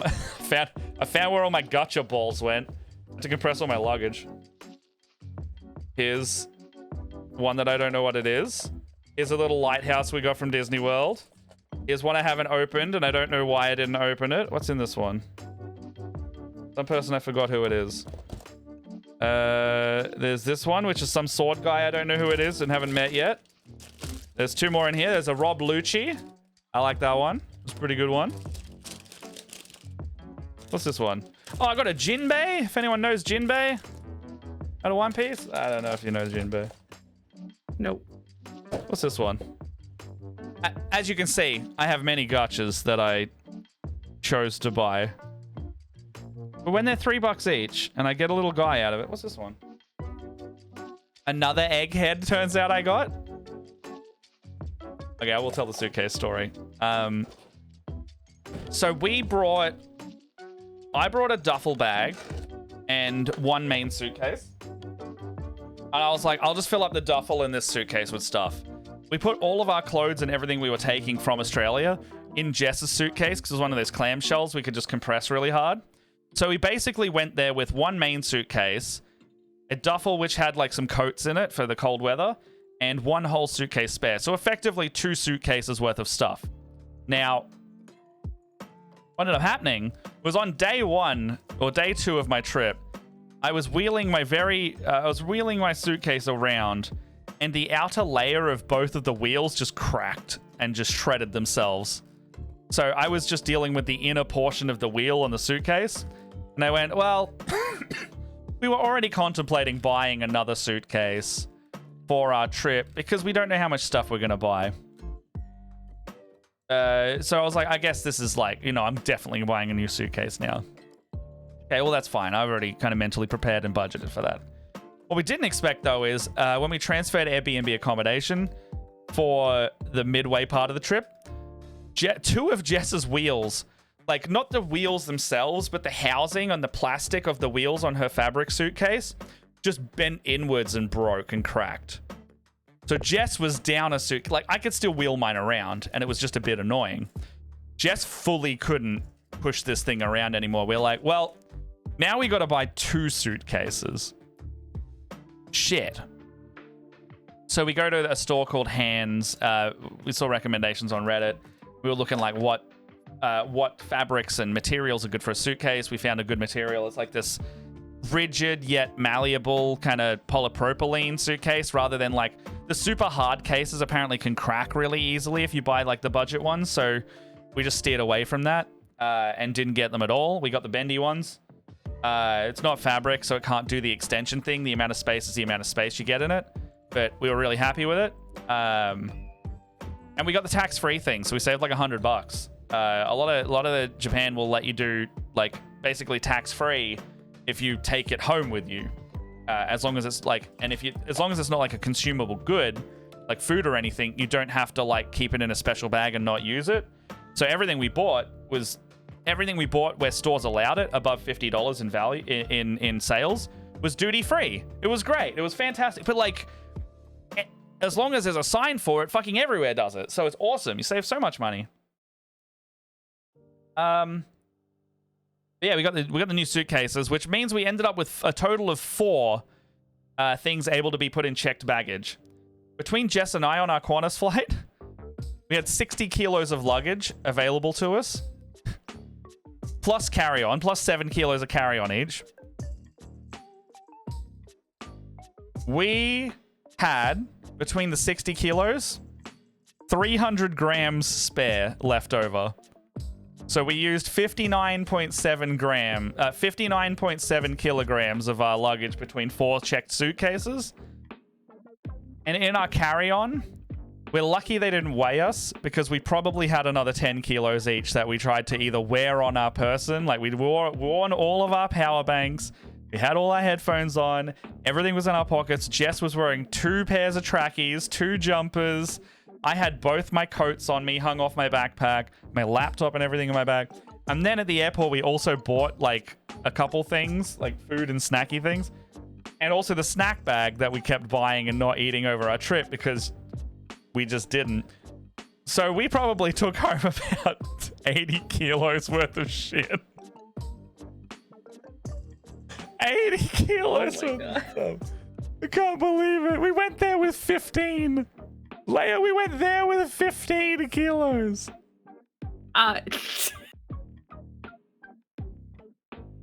When I said I shit money in Japan, I wasn't kidding. I got some cool shoulder pads. They look really cool. That's awesome. I'm really bummed out because I panel lined the inside of this because I didn't know it was going to have a sticker in it. Oh. I was like, well, so much for that. So much for that. But it's just so cool.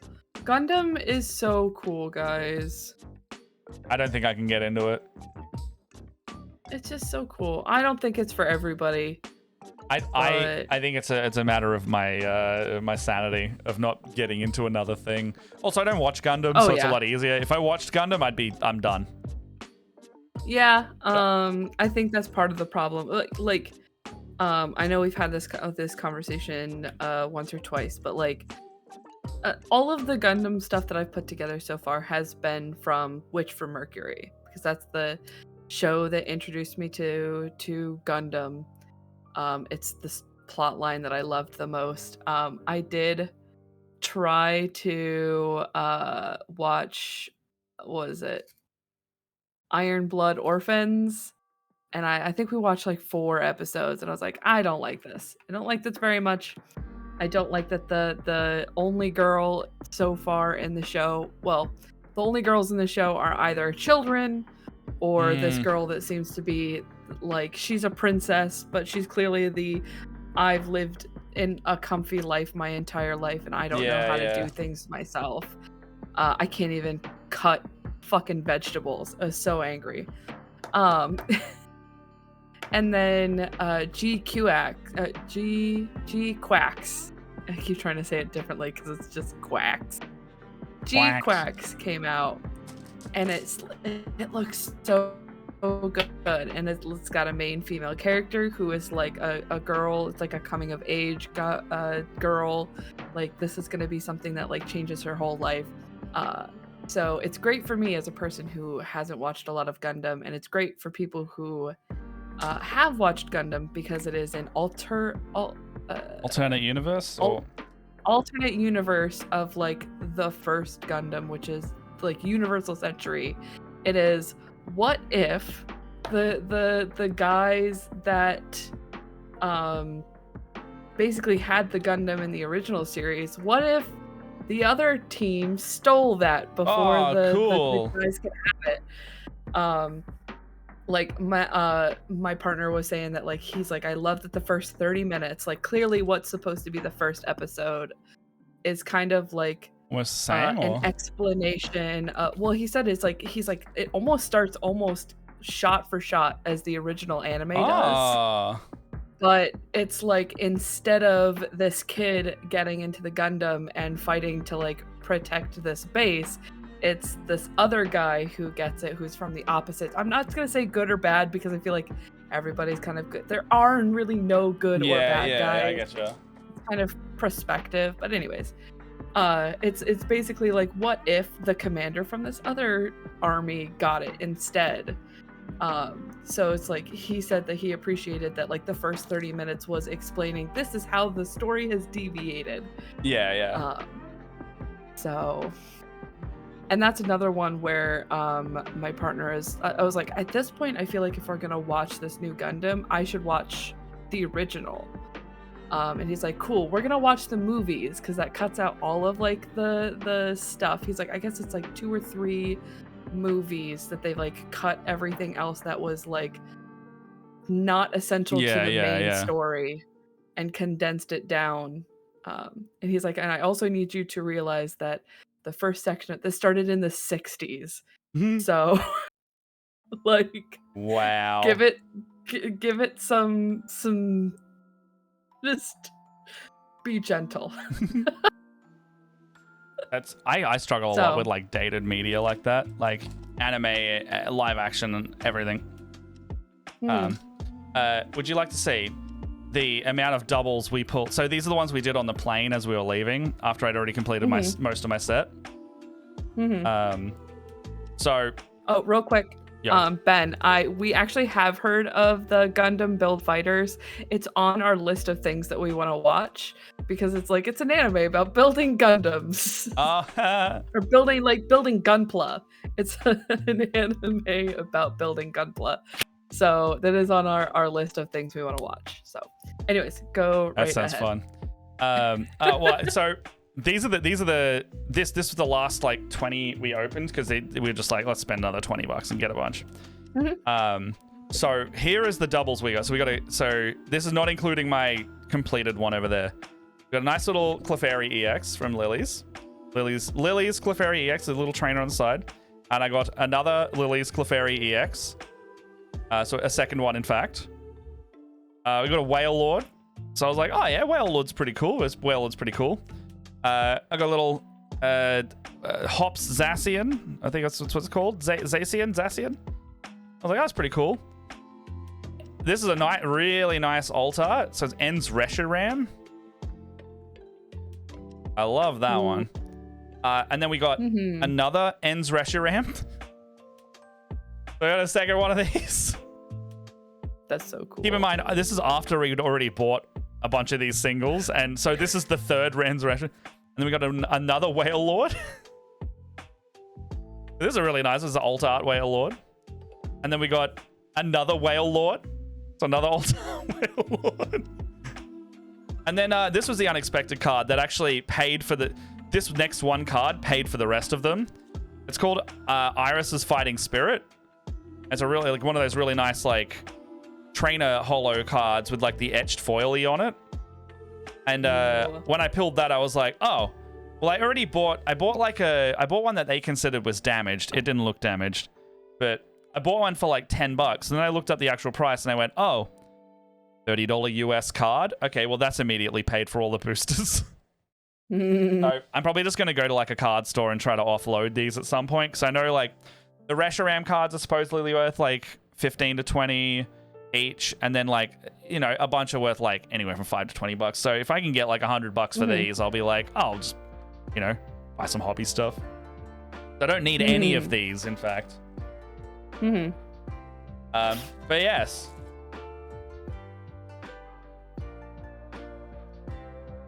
I'm so happy.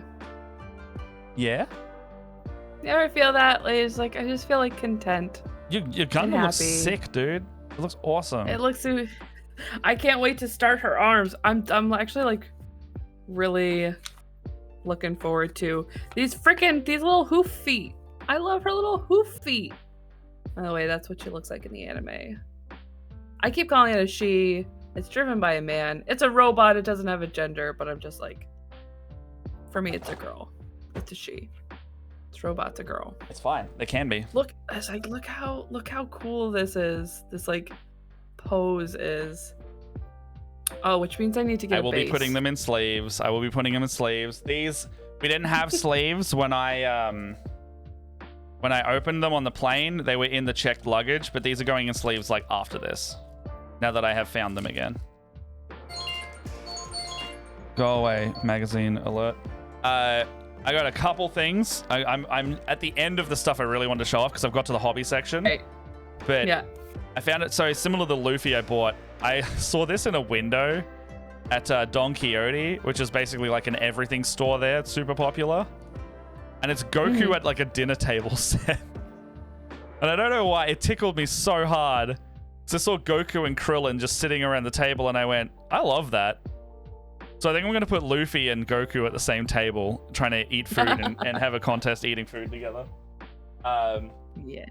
Hobby stuff-wise, I went to Mandrake, which is a really good secondhand store. Had cheap stuff there. And I found this commemorative mini that you can't get anymore. Sergeant Ripper Jackson from the Imperial Guard. Actually, you should show this to your boy. Because I don't think you can buy this Catachan anymore. And it's one of the first Catachans that you can actually get that are in new sculpts. All the old ones are 20, 30 years old. But yeah, badass Rambo-looking lady. And I was like, that's super cool. It's sick. Okay. Heyo, Tank. Hey, Tank. How you doing? I also got... So these are the direct-only minis. I found... the War of the Rohirrim resin minis that I was looking at picking up for cheaper than normal. So lucky bastard. I got Helm and Hera, but Hera in her final outfit. And I was I already knew I was going to pick these up, but I found them at the Gap Games discount price. So instead of paying $60-$70, I got them for $37 each. And I was like, ooh. And this is the only thing I bought from the Warhammer Cafe. Because the Warhammer Cafe... Is there another version of Hera? Because I feel every time I've looked up Hera, I've only seen the bride. Yes, there are 2 other versions in plastic. And you can buy... It comes in one box. It's her and mounted. Let me find it. So I watched that and I was like, I need her. Yeah. I saw that movie and I went, oh, I want Helm. They actually have a bunch of them. You can buy Wolf as well. In fact, I think Wolf is on the Gap Games Flash Friday at the moment still. Ooh. Lord of the Rings, good side, evil side. I don't think Wolf is there anymore. Oh, he might still be. Oh, he is.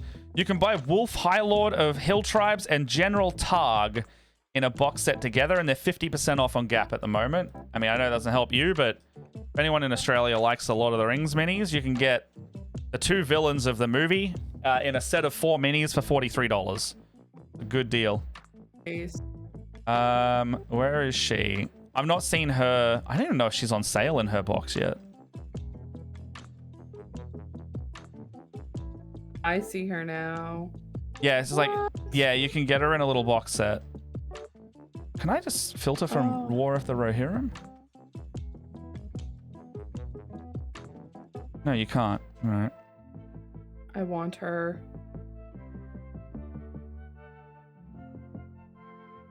But...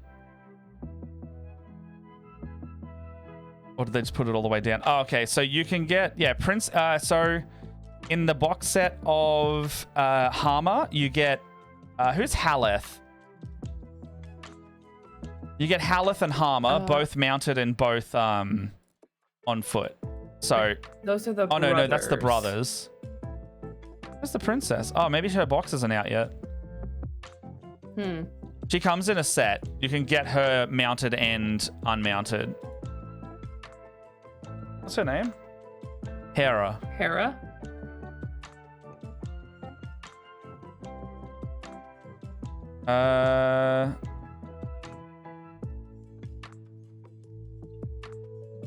So... yeah, mounted Hera model. A couple minutes.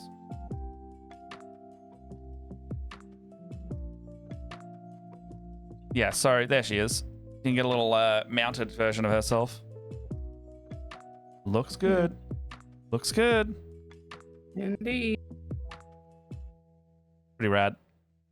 Anyway, I got them cheap. And not all of this is mine. And specifically only one thing is mine in here.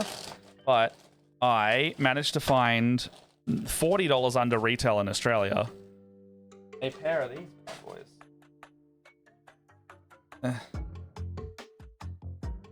Pair of these guys, Leia. The toppy notch God hand clippers. These guys? Are they the 120s? Yeah. Yeah. I found them for only $60 Australian. Ooh. And I was like, ooh. But yeah, I was like, oh. We my mate Stu, who was looking after the lizards, we usually buy him some stuff as a thank you. And so he was like, we were like, he was like, oh, what are you feeling? I was like, do you want some like God hands? Do you want minis? And he was like, oh, I wouldn't say no to some God hands. So we got him some like drill bits. We got him some other stuff. And oh my God, Promi. Right then, let's go. For the raid. Hello. How you doing, bud?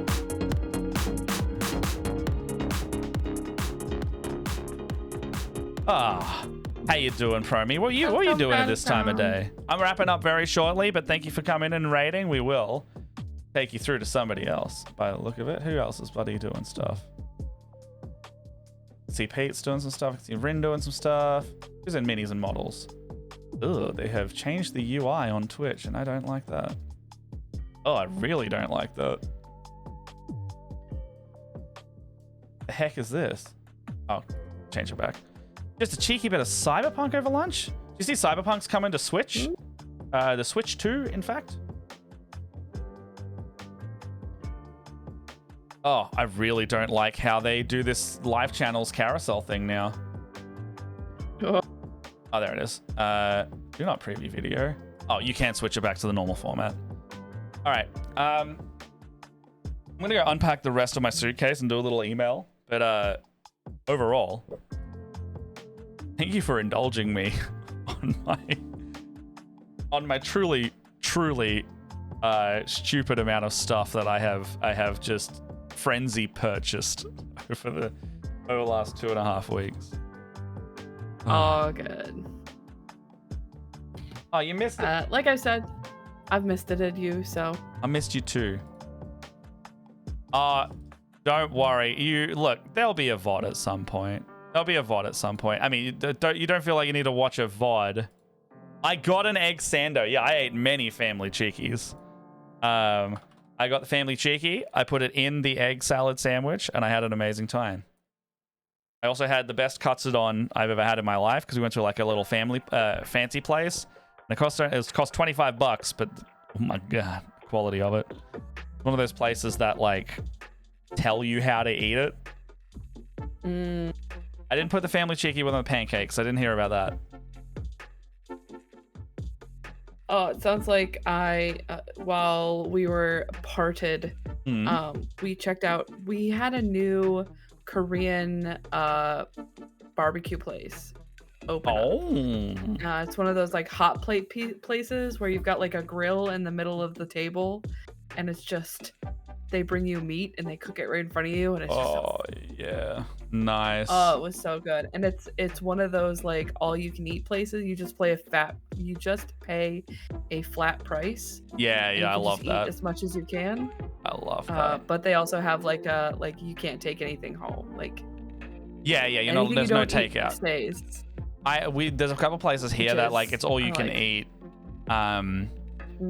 But it's one of those like you have to pay for wastage, so don't over order type thing.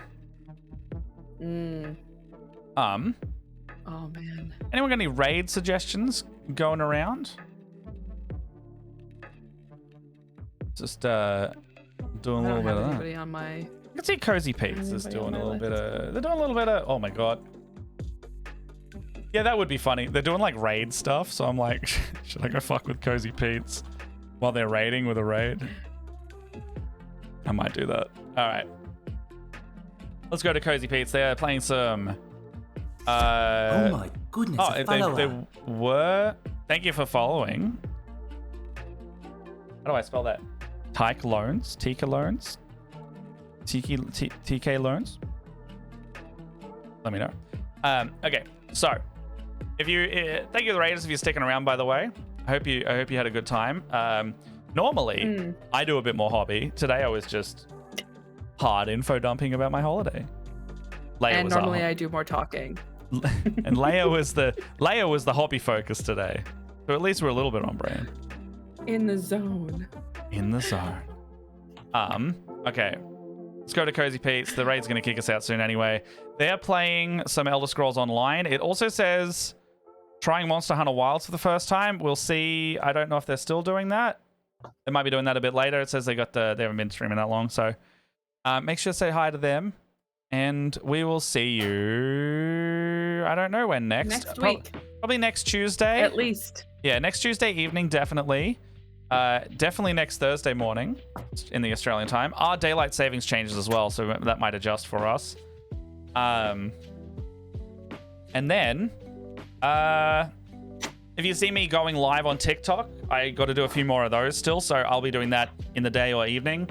I just need to work out my schedule and see what's going on. Otherwise, well, we raided. Whoops.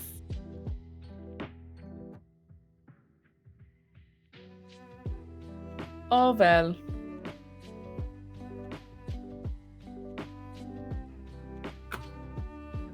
Okay. This is just the one eye. A yap's too long. Welcome in, Raiders. My name is Pete. We're actually integrated with just doing